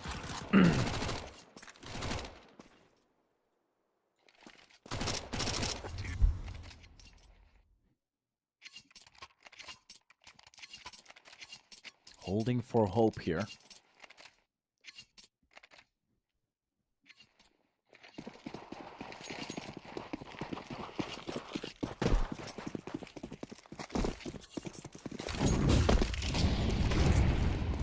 Some couple of early utilities being used. This is basic Dust 2. Nothing really has changed after bringing it back to a multiple. I was actually surprised that they didn't really do that much work to it before bringing it back. Waiting for them to maybe make some changes towards middle, maybe long. B side was a little bit too scuffy in a way. Easier. Got flashed in towards the short. That's going to be Rest. Drop down his smoke. Rest. Gets spammed out of that spot. Doesn't really take any damage, but he gets the hint. No reason to go for anything crazy at this point.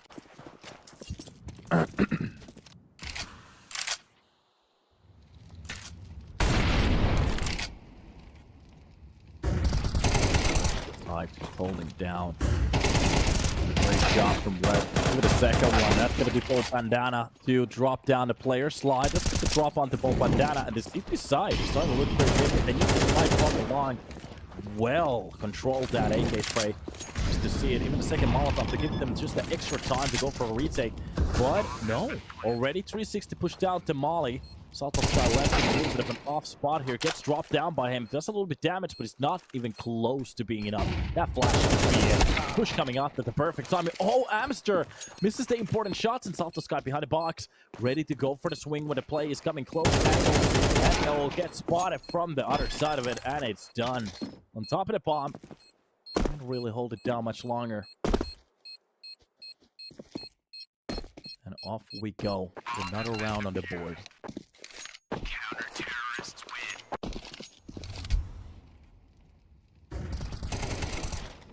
Good job. Nice way to start it off.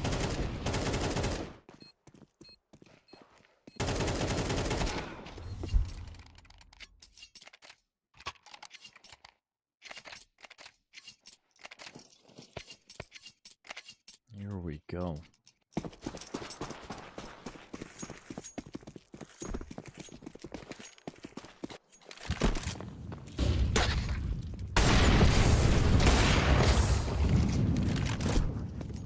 Good attempt at the start. Misses the shot. Takes a lot of damage from that Molotov.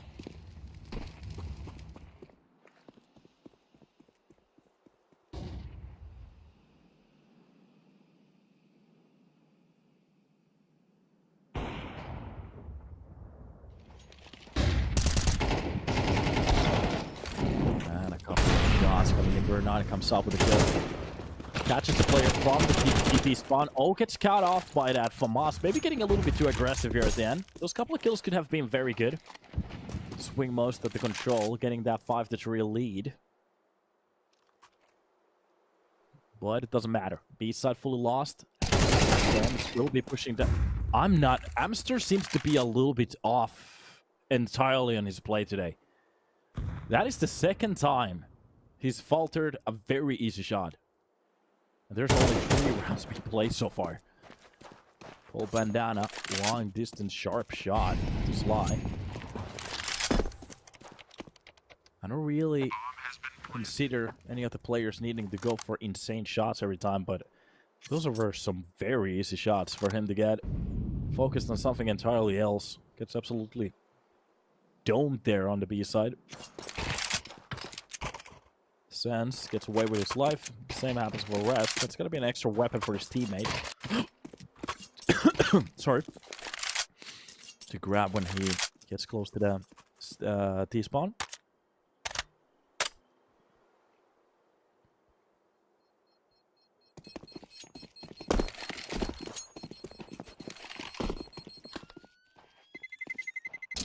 Terrorists win. The explosion reigns inside the server.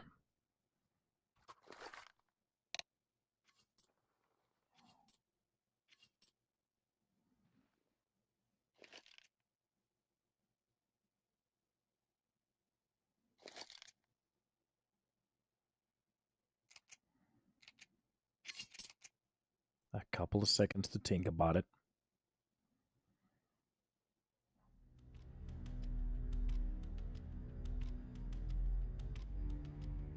And just a bit of a timeout. Technical pause here.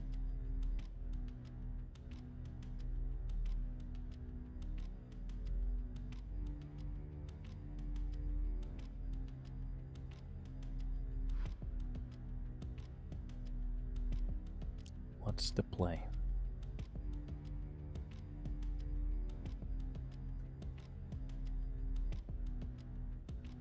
Not entirely sure what's happening. It doesn't seem like any of the players dropped from the server, so in that regards we seem to be fine so far.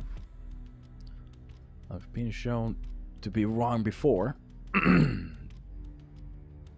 my throat is killing me at the moment. And you can hear some... Okay, yeah, freeze time is finally over. Or starting. And now we get to start with the round.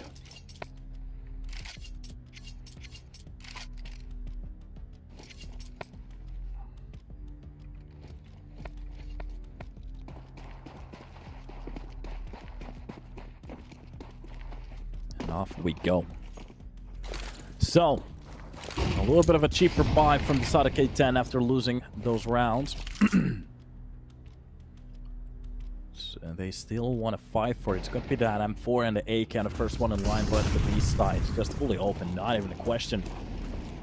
The access already inside the site has been gained, and this is going to be very hard to try to bring back for the side of K10. Oh, it's just going to be almost impossible to retake it.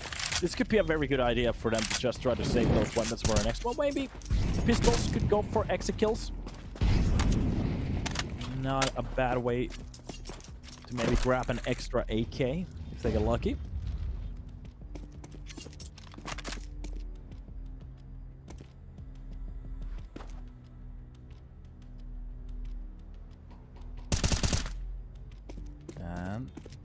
And for that short fight. Gives them the opportunity to save that one weapon. Oh, it seems like the pistol wants to blow the teeth inside that side, but it's not going to work out. They only lose 360 on the explosion. Everybody else is fine. So, finally we're about to see a buy, especially with those saved weapons.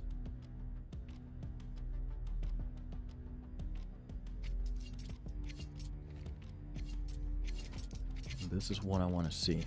What kind of a place are we gonna see some aggression from the CT side? Is this possible? Maybe some quick plays.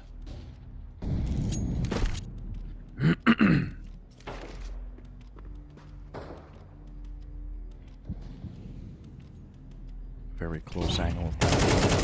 That flash. Oh, perfect.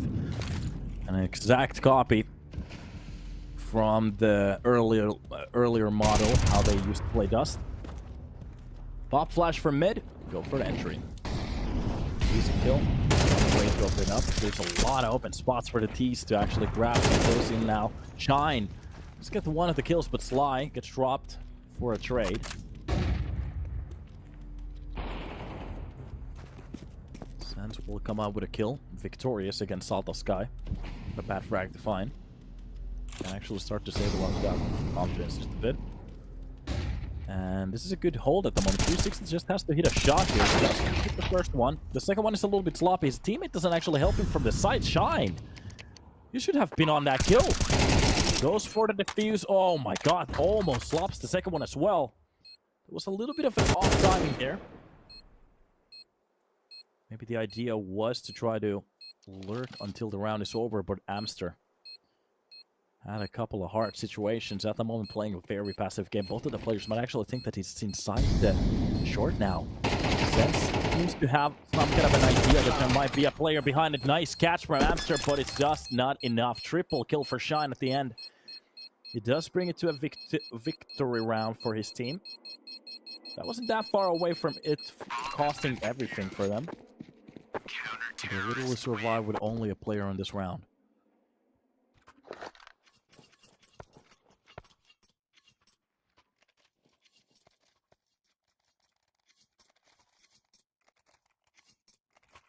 And off we go.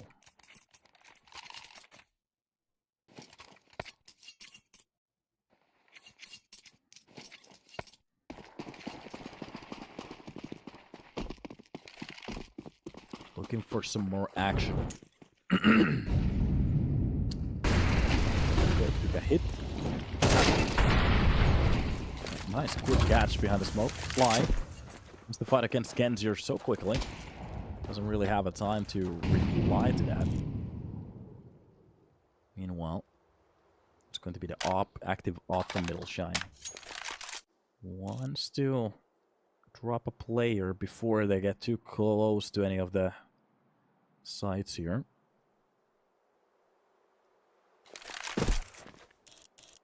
But there's another op on the other end. It's going to be Salto Sky. Top flash to the close angle. If they've seen the place that they have gone before, they are going to back away from that.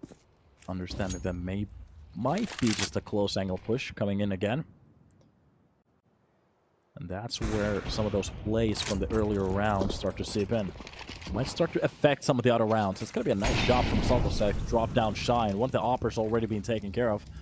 The only one, too. Good one-to-one trade in a way.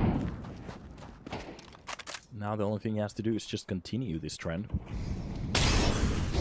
Molotov for the Goose. Takes care of the player from the back angle. Sense actually comes out with a kill before he goes down.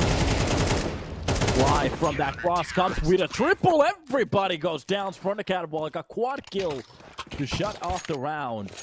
What a way to bring it back. Even brings the op for his teammate.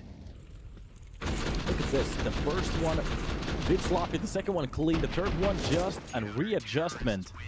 And a burst to the head. Sly. There's a name to focus on. Individual skill definitely showing true. Maybe we're gonna see more of this.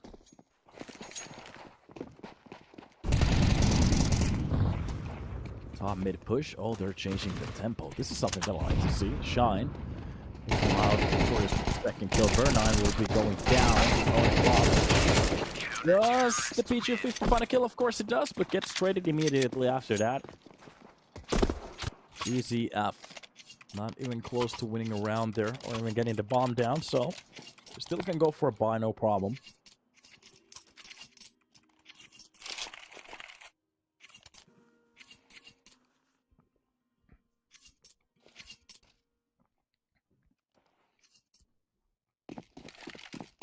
And for the next round, so this guy will be hopping to the lower portion of that peace pump. We haven't really seen the double boost that much. And Judas, wait a minute, how does Gensher win that fight? That was 100% 360's own win there, but he fumbles the back a little bit. Maybe getting caught off by that flash from that close angle. And an entry for the side of Gensher, but a very deep push coming in. The second kill already. Burnine at least gets the trade. There's one more extra player behind him, and it's going to be Sly. Oh, he's just gonna mop everything. The bomb goes down on top of the backs. It's least Polbana keeps it and brings actually back to 2 versus 2. This isn't that bad at the moment. With all the extra plays from the CT side that we have seen, the aggression, whatever they have gone for, it kind of gets reset in a way. And looking at the opportunities that these two teams... Oh no, Shine drops Paul Bandana before he actually sees Res. That was a little bit of an opportunity for him to go for a double. Absolutely gets dropped. Off shot misses, and Amster being left in a 1 versus 1. The bomb at the doors of the house here. Amster getting pushed. That Molotov back to Res. Goes for the peak at the perfect timing. A 1-1. That's 1. ECF with a 1-round lead. A 1-1 that got 1. A 1-1 that's 1. What did I say?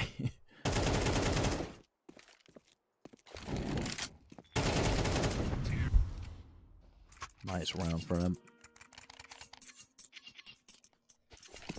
There's more to come.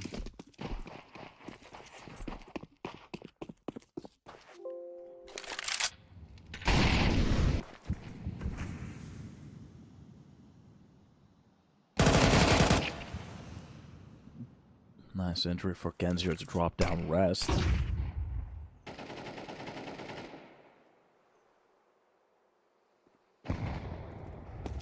No trade. Just a bit more space being gained. Oh, the idea is Kid Kenzier has the crosser right on top of his head, but just misses that spray. Or that burst. 3 City. 360. Opting to go back to that hold. Meanwhile, maybe a bit of an aggressive push coming in from short. Meanwhile, a trade coming in from mid, but Shine will be taken down immediately after that first kill. Salvo Sky. Left on the driving seat. Nice shots coming in from the line. Oh, they're just tapping away. They know it's a shooting gallery at this point. K10. Not getting a chance to win this round here. 4 players stay alive for the next one. Look at this. Just waiting for that execution to come in. That smoke. Maybe the idea was to catch him off guard by that smoke. Just didn't work out this time around. Seems to be that ECF, they're focusing on their screens at the moment. Mild tricks like that won't come out victorious. Here we go again. USBs in their hands. On the short. Oh, the jump. Zeus coming into play, not really working out. Sly will be taken down too. Oh, Kenzier had and now she out that spot at the start. Even a second kill coming in for Kenzier. And that's a good way of gaining the most of the kills. Even a second. Zeus gets dumped. 2 attempts. Neither one worked against the same player.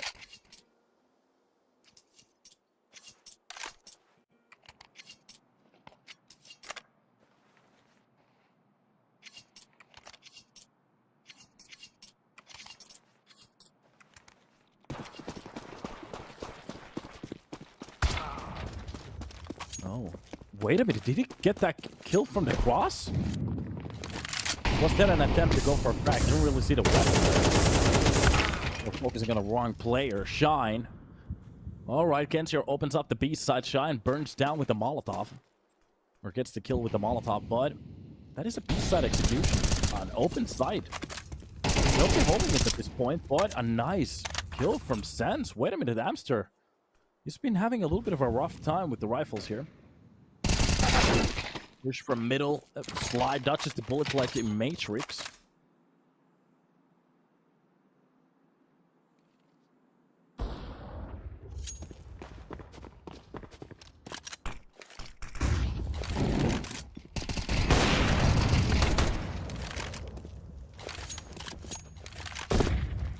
Alright, south of Sky.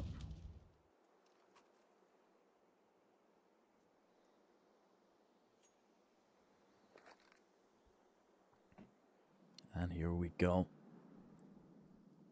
25 HP left for this squad. Can actually get it. Oh, doesn't spot the player. 5 on the board for K10 at least. To have some kind of a CT side here. And before we go to Ancient, there's still another half to be played. K10.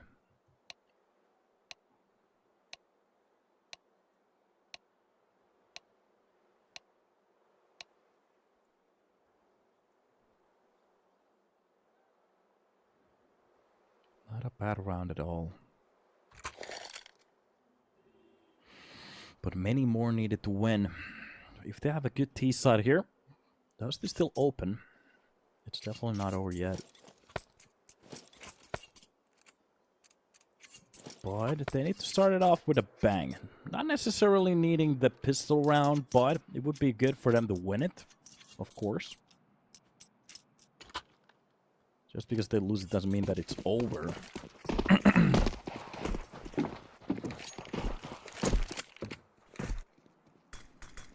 It's about everything else. Couple of shots coming through. That's going to be Salt of Sky with the first one. 360 and Sly. They get the respectable trades. Nice kill from Burn 9. Actually pushing into that smoke, but is not ready for the player from Catwalk to swing that openly. And Rest spots even the player from the CT. There's still a player behind the Goose. Just waiting on... Actually on the site. I misread that. And Amster will be the one to push in from the door. Sly on top of that. I'm not sure if he hears any of these. He hears them walking away from that short, but Paul Bandana comes up with a very nice kill. What is happening? What is Sense doing? But it seems to be working because Paul Bandana is just going to hit the shots. Amster from the backlines hit his own. Sense left in a 1 versus 1. Amster very low in HP. Paul Bandana maybe gets a little bit too aggressive there at the end. Needed to play a couple of seconds off the clock there for his teammates to get into a little bit of a better spot. And through the smoke, spam fights coming in even with a hit. Amster. If the bomb gets planted, but the bomb is with Sense. Both of the players basically low. Which one hits the first couple of hits? We're going to win the round here. And oh, he does hit him, but the problem is he doesn't hit the second bullet. Sense wins the fight.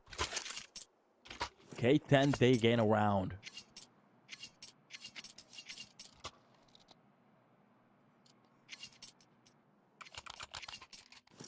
No, no, no.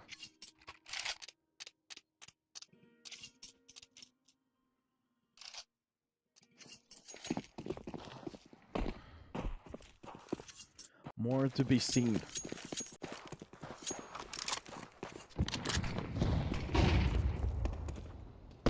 Basic utility. Clearing up the lower tunnel. Good idea. Sometimes you have those angle fights. Oh, there was just a sliver. But Paul Bandana with the second attempt gets that headshot. Okay, one of the weapons being taken away. This is a force buy from the side of ECF. They really want to win this round back immediately after losing the pistol. Coming up with a really nice kill. Oh, the stack even on top of the catwalk just doesn't seem to be working out. Some off timings there. And close. Nice execution from K10. That's 3 versus 3. This isn't actually that bad in a way, especially with the bomb. Not being committed to any of the spots yet. Maybe finally finding its way towards that B side, but it's taking way too long for them to really push here.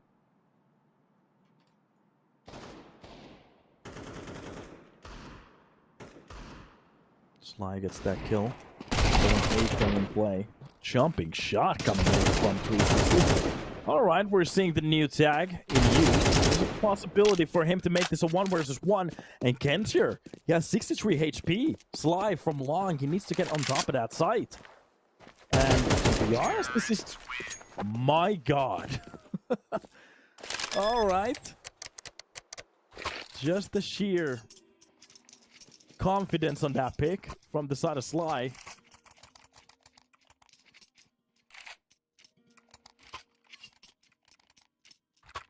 Tells you something.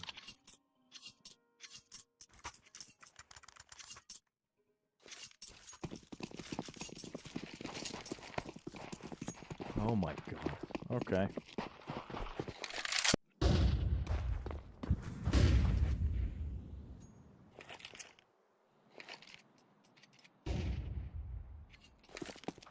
So, stack for long.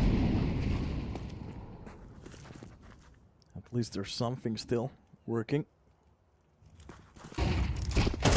Flash comes out. This is literally what K10 was waiting for. A stack coming in. 360 gets his couple kills. That's gonna be Sly with 1, even jumping down towards the CT spawn, finding the last player. That's just gonna be an easy kill for him. It's done. Alright.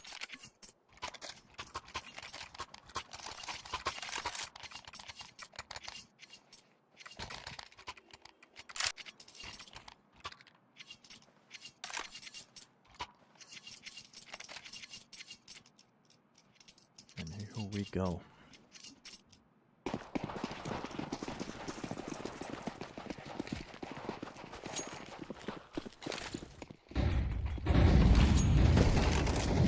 Utility spam here.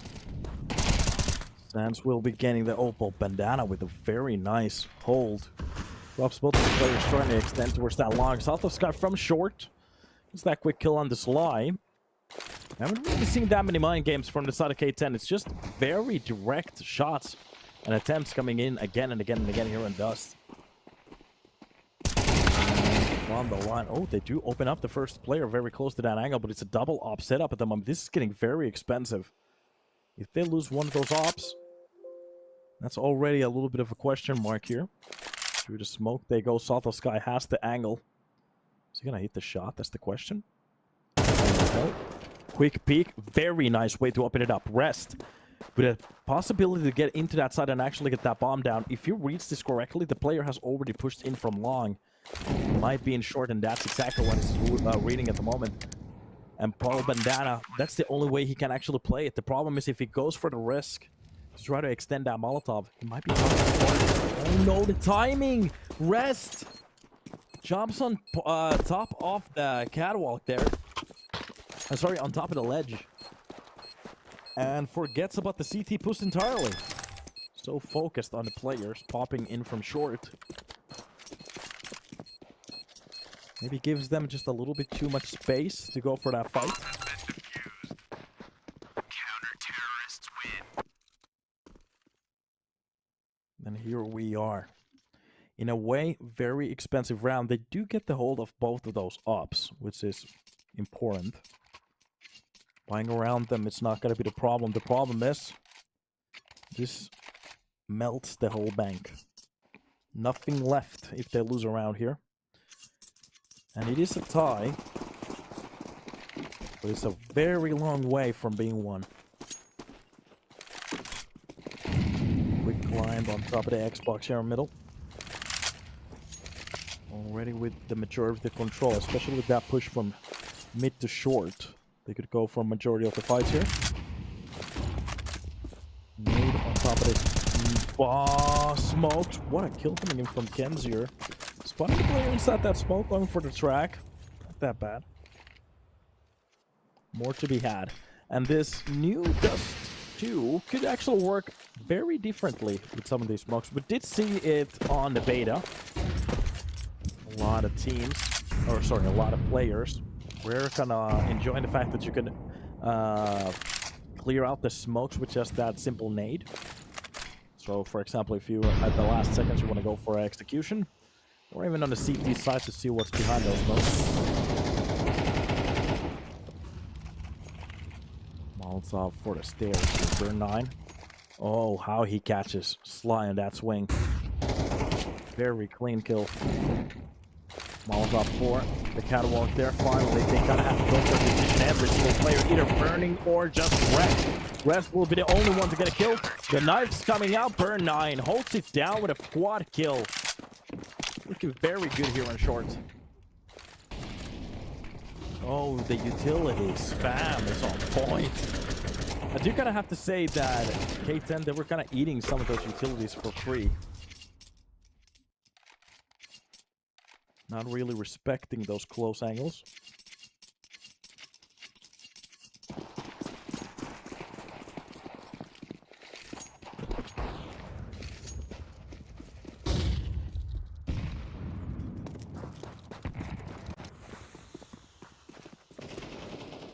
And now if we go for a new one, Burn 9.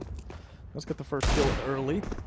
It's just the Eagle being able to switch around like this. Oh, the op shot isn't really good that hit, but wait a minute, gets dinged. So a little bit of a warning.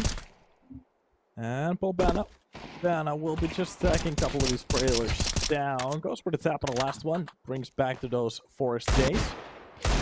And the Deagle shot, well, still hasn't really found a kill. Are we gonna get one? A little bit damaged though.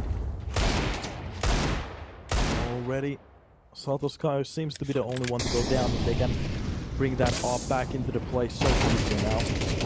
Coming long, there's a bit of a push. Ends here will be taking down Shine. ECF on their own map, leading with a couple of rounds here.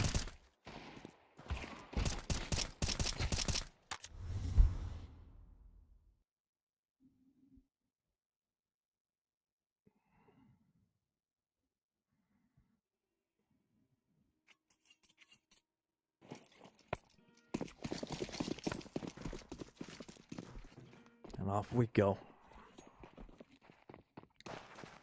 Utilities plan for one control.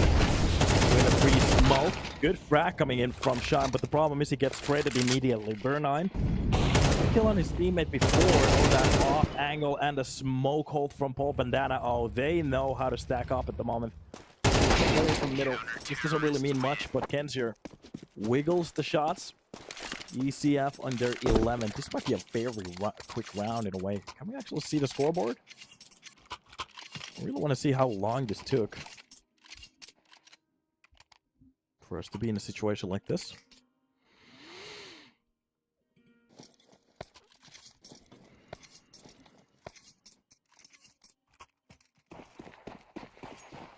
Let's go, ECF. Vamos. Yeah.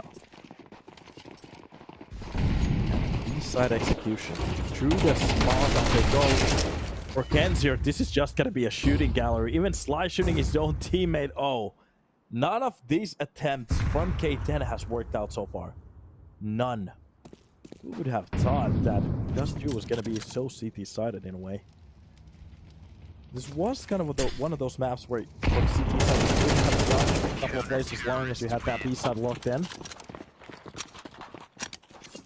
K10 with a quad kill again. And possibly the last round in front of us, in front of our eyes right now. Dust 2.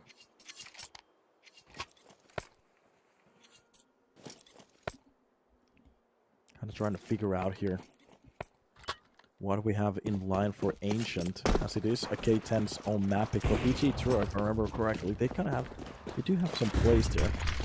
Kind of the first drop on K10. Nice kick for him. Beer 9 and Salto Sky will be taking their own. Let's see. Bring it back. Good spot. Okay. A nice boost from his teammates. Pops down. Salto Sky without we didn't defuse. And that Molotov for the side maybe plays a couple of seconds more. No, it doesn't. If you get the bomb down, let's start to burn down very low. Just catch the player before he goes down. Oh, he's still alive inside the corner. I'm a little bit surprised he actually got all the way up there. And look at this. Full bandana on the retake. ECF on the brink of retaking their own map pick. And looking at Ancient, they have a very good play over there already. Even a flash for long. Oh, he can't just go for the defuse here directly since he's been locked out of this spot. It's going to be very hard for him, but he does with the first one. Even the second one, a clutch coming in. Okay. We're still extending. K10, finally with a round. For a second there, maybe getting just a little bit too aggressive on that hold. If he got that kill, or just played a second more off the clock, that could have been around for the side of ECF already. But you know, what bears your foot? Well, why not give you bread? I'm not entirely sure what that is. Trying to pull something out of my ass to do this work. Sometimes you have to try. Okay, both of the ops literally finding a kill at the same time. Meanwhile, it's just a shot down towards long.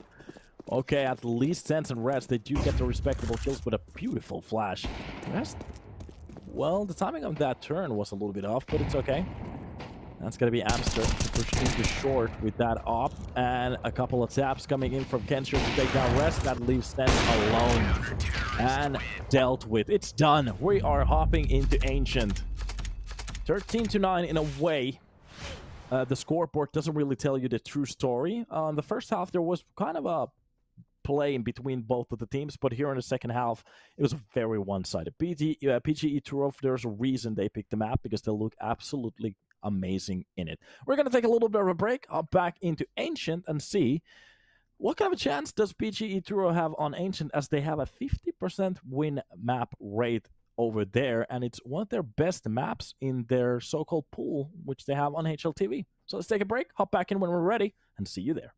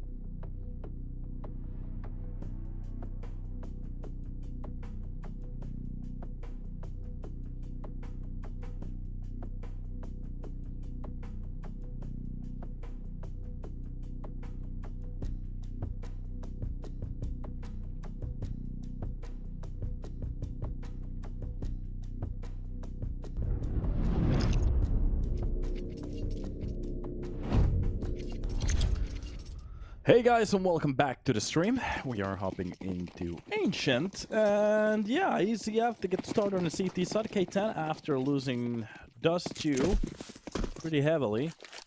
They get to redeem themselves. They're mapping. Let's see if they can actually win this one. Are we going to see a third map on the series, which could be an interesting to see on Inferno. Meanwhile, just the USB spam. Oh my god, the round is over. Well, that was unexpected. Lane push working out from the side of ECF so well. Hey, wait a second. Look at this. Just a couple of spam kills. 4K for Kenzie to open this up. And I have to say, there wasn't actually anything that crazy about it. They just pushed from middle towards the lane. K10, for some reason, just let that happen. Maybe we can get some more actual gameplay here. Early utility to stop from them extending to that mid. It's not gonna happen anyways. And rotating back towards the B side seems to be the way. A couple of players waiting from the double doors. Once this... Oh, there. This is gonna just be a spray down. A couple of kills already coming in true. Oh, no. Welcome to the blender. Today, we're making smoothies. 4K from an MP9. 2,400 bucks straight off the bat. A lot of money being gained underneath. I think this took less than 7 seconds. 7 seconds from that first bullet. Quick way to take a round there. It's gonna... yeah, there's no timeouts coming in. Nice. We're just directly hopping into the second round. Utility being used for the mid push. That's gonna be the red smoke, given the flashes from mid. And they seem to be smoking off the cave here as well. I think there's a missed smoke on the screen at the moment. Very close to the lane, top left. I'm not entirely sure what the idea with that one is, but I've never seen a smoke like that. That has to be a missed smoke. I think that was used for maybe the deeper cave smoke. You can actually throw a cave, smoke very close to the first door. Maybe the lineup got jungled just a little bit. Meanwhile, there is a push coming closer towards the A main. There's a double mana hold from it. Oh, the timing. They are going to be lurking this perfectly. Meanwhile, the second player will be taking the contact. That's going to be K10 with the kill. SMG to get that one. And a beautiful angle. Oh, 360. Wanted to go for the trade, but no. Salt of Sky just throws some salt on that push. What a beautiful round from the side of ECF so far. Sense, after a couple of spam gets that headshot, there might be a second one in line for Shine to open up the B side. That's exactly what's about to happen from middle. Push coming in through. That's going to be Sense to try to help his teammate. And Burn9 is just going to get a bit passive here. From the lane, dropping down Sense. This is starting to get a little bit more expensive. K10 getting a couple of frags here. Doesn't look very good. Shine with that very accurate headshot. Okay, makes it a one-on-one. That doesn't land quite the right way. Shine clutches this with a triple kill at the end. A 1 versus 2 at the end. And a way to open up the side. That's a big mistake from the side of ECF. Huge mistake from them.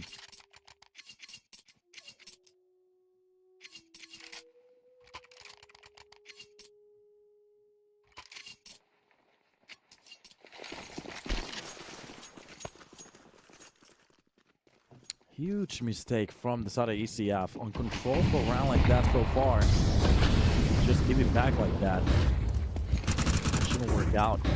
Inside the smoke slide, we'll be pushing through. As that corner, even from the second mid. Oh, these frags are working out, but Sense actually pops out. Gets the trades. And it's a 3 versus 3. They might have wanted to get a little bit more out of that situation. Meanwhile, B side fully open, but and it's going to be Paul Bandana pushing from the pit already. Has a lot of control of that side. If they want to go for deep B push now, they might actually not even know that there's a player behind them. Burn9 active here towards that A main. ready for shot position. Head's been spotted, bomb being dropped. Nice frag, the second one coming in from him. Oh, the Ukrainian player looking very good on the server at the moment, dancing between those corners. Not giving them the optimal duels. And 40 seconds left on the clock. Sort of that weapon coming in. And he's been actually pushed into this very aggressive spot set. I'm not entirely sure how they keep missing these shots. These are the easy ones. Saltovsky comes out with a kill. But those are the kills that they're supposed to win. Okay.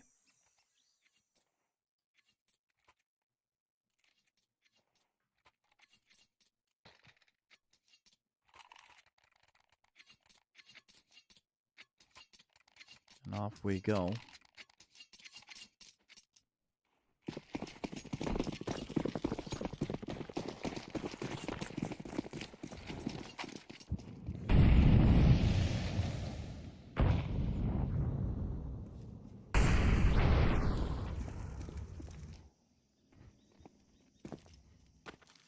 Lane hold for 9. Oh, notice that there's only pistols in front of him. The players have armors. Okay, Sly gets the kill. Being a little bit too active alone might not be the best way to go about it, but starting to get those frags back. Kenzier from the lane, pushed out, gets a triple. Meanwhile, from the back lines, it's going to be Bull Bandana with a double kill of his own.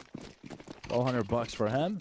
$900 for the M4, which sounds kind of funny.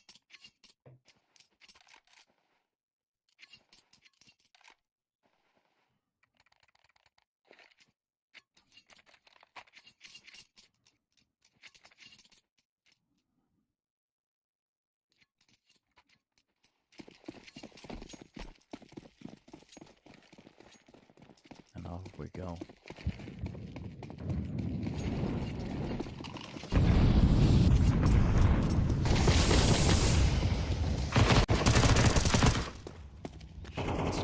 Turow. There is the player towards the lane. Oh, with that flinch, Burnine still gets that frag. 360. I gets wrecked there.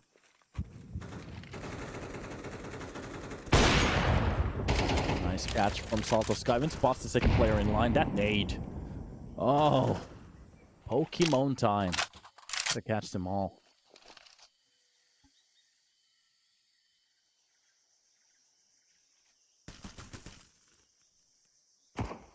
Exactly what it is. Burnine is pronounced Buria, by the way, Mr. Castro. Okay, thank you, Monty. Buria. I'm gonna go with Buria. All right. Hamster gets a kill with a nade and through the smoke. Nice spray on the rest. 5 on the board. K10 on their own map pick. Finding it very hard to get a kill here. To get a round. They did clutch that one incredible round, but after that, it all goes down.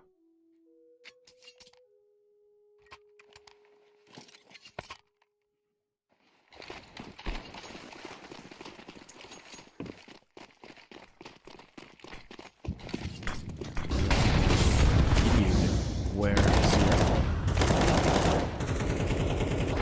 N0 with beautiful doubles here at the start. Again, coming down middle. Of course, it's just going to be pistol, but coming up with a triple.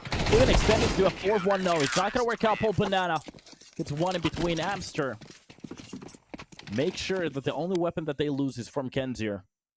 But still a triple to hold it down. 6 on the board.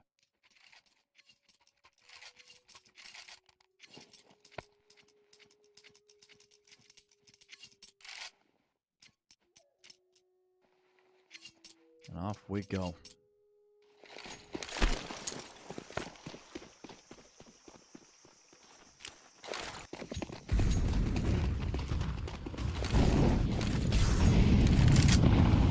For the lane push, already doing just a little bit down that. Just waiting for him. Oh, the timing, the swing for Bria comes out with a double. Sly goes down as well. And rest. Oh, they're taking care of this aggressive CT side plays working out so well. They really drop, but they're not waiting for it. Buria with a triple kill in this round. Dropping everybody from lane. What a play. Kenzier It's the drop onto 360. Sense is the only one to find a frag on a round like that. Wait a minute. Yeah, this. And we don't actually have the full view. Sorry for that. Him and Sense. Sorry, 360, I think. Was the only two players to find a frag on this round. Those were just reactionary. That point, the round was barely. Well, it was pretty much over. This might be a very. Unless they choke, this might be a very quick map that we're talking about here. Not the quickest 2-0s that we've seen. I think one of the quicker ones were 13-3, 13-2, something like that, where the enemy teams just barely had anything going for them on that day.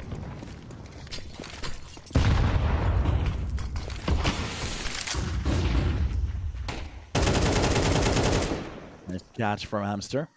Before Sense gets fully onto that side. The fake is working out, though, but there's still a player holding. Especially now that they haven't seen any action for a while. Oh, the activation. But Shine does get a kill with that Spam Deagle.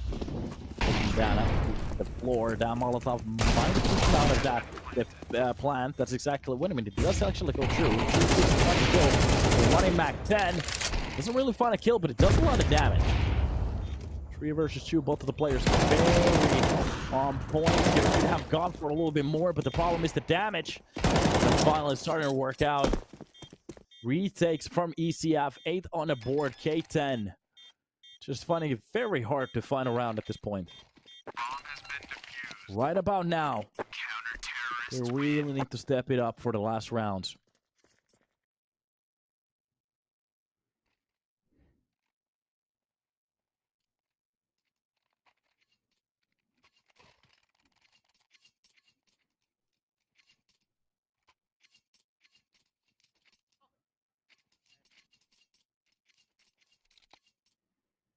And off we go.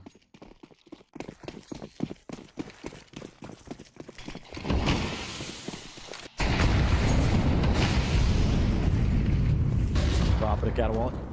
Fully blind, can't see anything, but in a prime spot to activate when it's needed. None of the players take his angle. Kenzier comes out with a kill after Sly gets his own. Buria walks out into the lane. Head's been spotted. Sly from both of the angles being spotted at the same time. Oh, Shine doesn't go for the shot. That could have been a kill. Made to open up the smoke. The problem is at that point it's just a little bit too late. Both bandana just mows right to the floor. Op shot with the double. Okay, gets the triple as well. They're feeding this man at this point. A minute left with 10 seconds on the board. And he has the bomb as well. Shine. If he clutches this one, that could be the highlight of the day.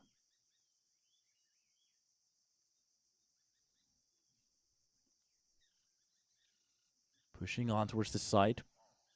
Deep inside the cave, there's still a player, Salta Sky. Both of the oppers. 1-to-1 duel. 45 seconds left on the board.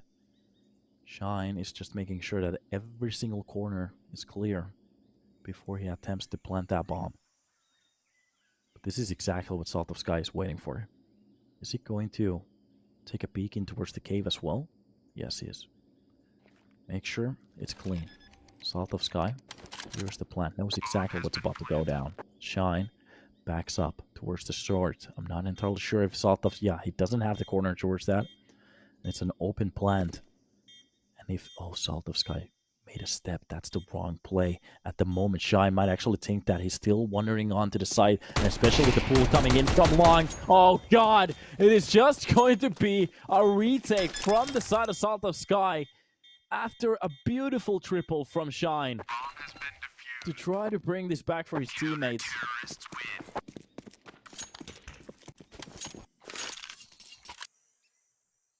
Oh my lord, I have to say.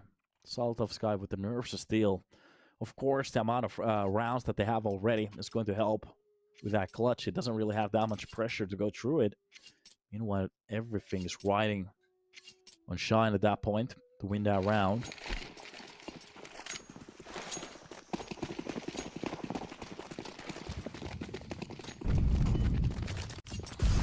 Oh, that has to hit hard. Fly with the first shot on this round. That's the drop on the Kenzier. And it's going to be a ramp push. For a second there, Shine seems to be waiting for something to happen. Buria from the smoke. Goes for the mid push. Salvo Scott finds a kill. That's been a nice trade on the Furia. So it's a 2 versus 2. One of the players is very low. 3 HP to play around with. That armor is literally gonna do anything at that point. Salvo Scott inside the smoke, just waiting for an opportunity. Tag to the body. And brings it to a 1 versus 2. Salvo Scott just trying to spot out the last player. The shot, 360. There's no reason to go for this anymore. They have the advantage. The only thing they have to do is just wait for a move from the side of K10. Especially with that Molotov, it's going to burn just a little bit more time from this rotation.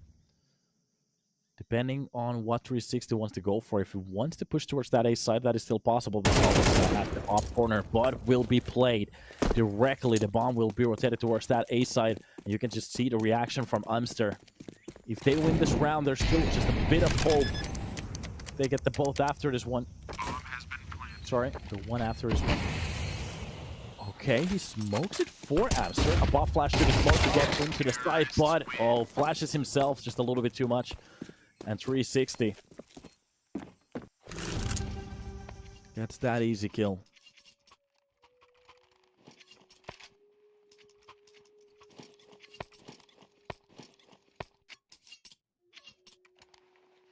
Here we are.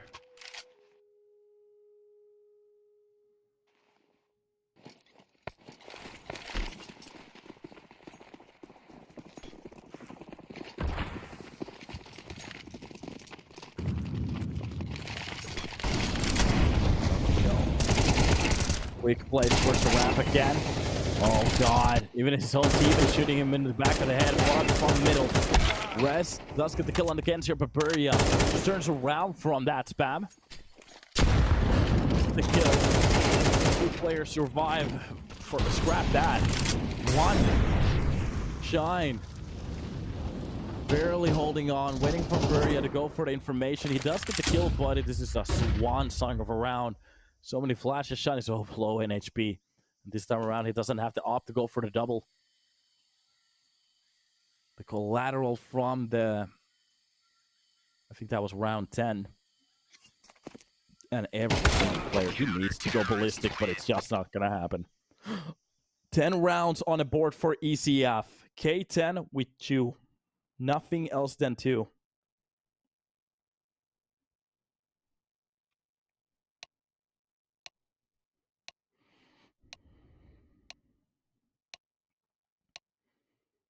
You can now at least hear the ticks here.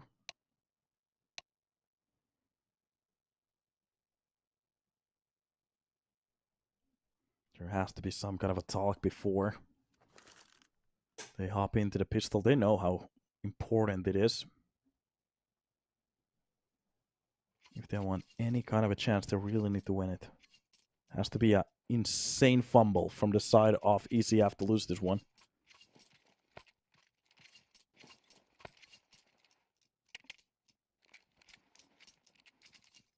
But of course, we have seen chokes like that before. And off we go for a new round.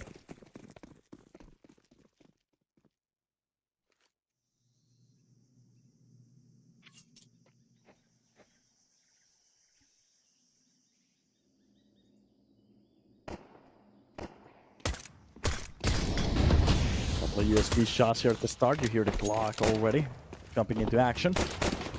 And the site has been lost, so you can actually go for the bomb plan. It's going to be the dualies from the close angle. If they don't actually check this, it might be a double, and that's exactly what we're about to see. The bomb just quite doesn't go down. And Sly saves the plan for his teammates. But Amster from the backline already being spotted. Attack to the head. Gets that 1 kill. He needs more. Sly needs to be taken care of. Turns at the worst possible timing. Spots the player. Gets away from that angle. And knows that he's been chased. Waiting for the push to come in. Gets the first one. I'm not entirely sure what K10 is doing at the moment, especially with the bomb on towards the B side. Why are you chasing Amster at this point? That's not what you want to be doing. And the back 360. He is awake for that fight. Salt of Sky already rotated towards middle. And not a single player is ready for him to push from back. There is 360 watching that angle. Spots out of sky, and this is just going to be a Glock against Trey. No more bomb plants anymore. Out of place, they have to be perfect. Toolies come into play, okay. A potential for distraction. Both going to swing from line. The first one coming in, 15 seconds left on the board. He needs to go for the frags and quickly. He's going to pick up the weapons again. Goes for the grab of that bomb. But the time is already done, even from the behind. Oh, there was a world where this was possible. I have to say, there was definitely a world where this was possible.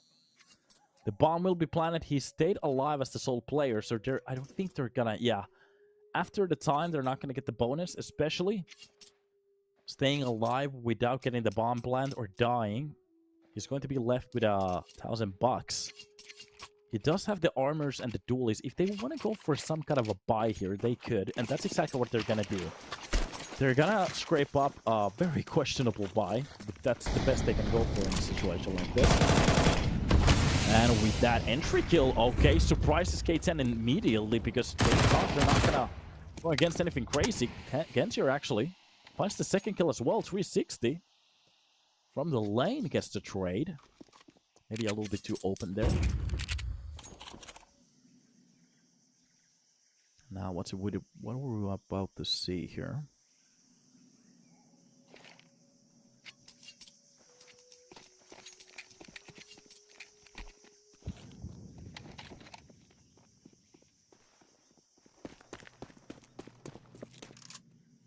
Plays coming through.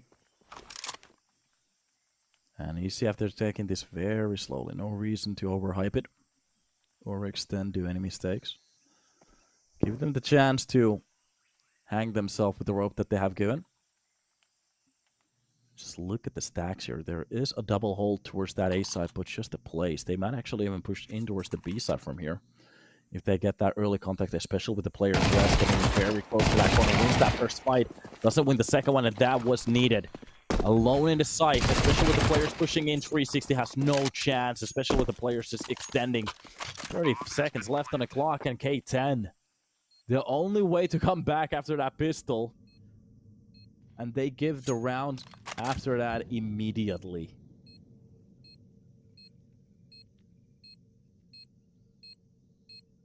Oh, this is very one-sided at the moment.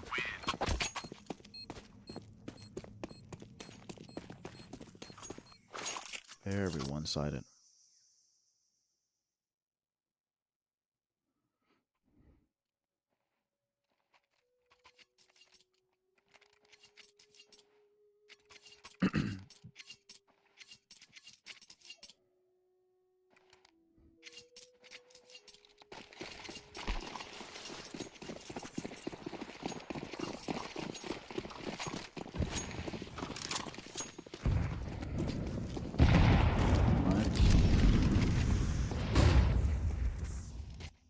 Paul Bandana.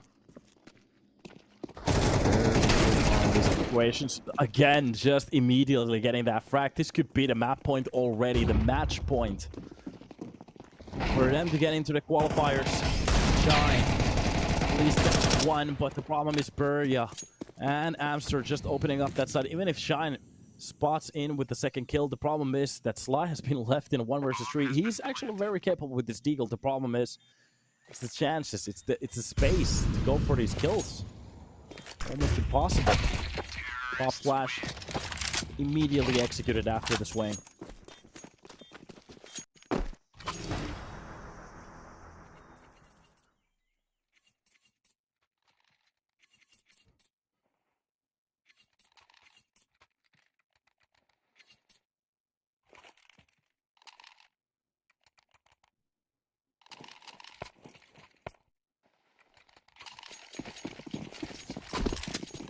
We're about to continue. Even somebody writing GG, I guess, already. Hope? None. Inside that cave smoke. Players, even a swing. That's a nice kill, but Shine. Let's get the grab of that AK. Pull that out meanwhile towards that B side. Just opens up a player. And yeah, that Molotov is gonna seal the round. They're so far away from the retake. the only way ECF can actually lose this round is by giving it away. That nade is just, oh, wait a minute, doesn't actually do that much. Second life. Yeah, that's gonna do a little bit of damage. Pull Bandana through the smoke, finds the kill. That's gonna be Shine taken care of. Player close to the second corner there, and rest left as the sole player. This was just a catastrophe of a pick here for Ancient. I'm not entirely sure what the plan was, but it really didn't pan out. Congratulations, ECF, for winning your particular match to continue on the upper bracket towards the playoffs. And K10, well, they're not out of the series yet. They will be just dropped to the lower bracket. And that's a very quick 2-0, I have to say. Very quick. We started like an hour ago, it feels like. That was a very quick 2-0. Okay, it seems like we have a camera problem or something like that. So let's see if we can quickly fix it to make this leave scene look as good as we can. Where is the camera? We don't have the camera over here. Okay. So that is it. What happened to the camera?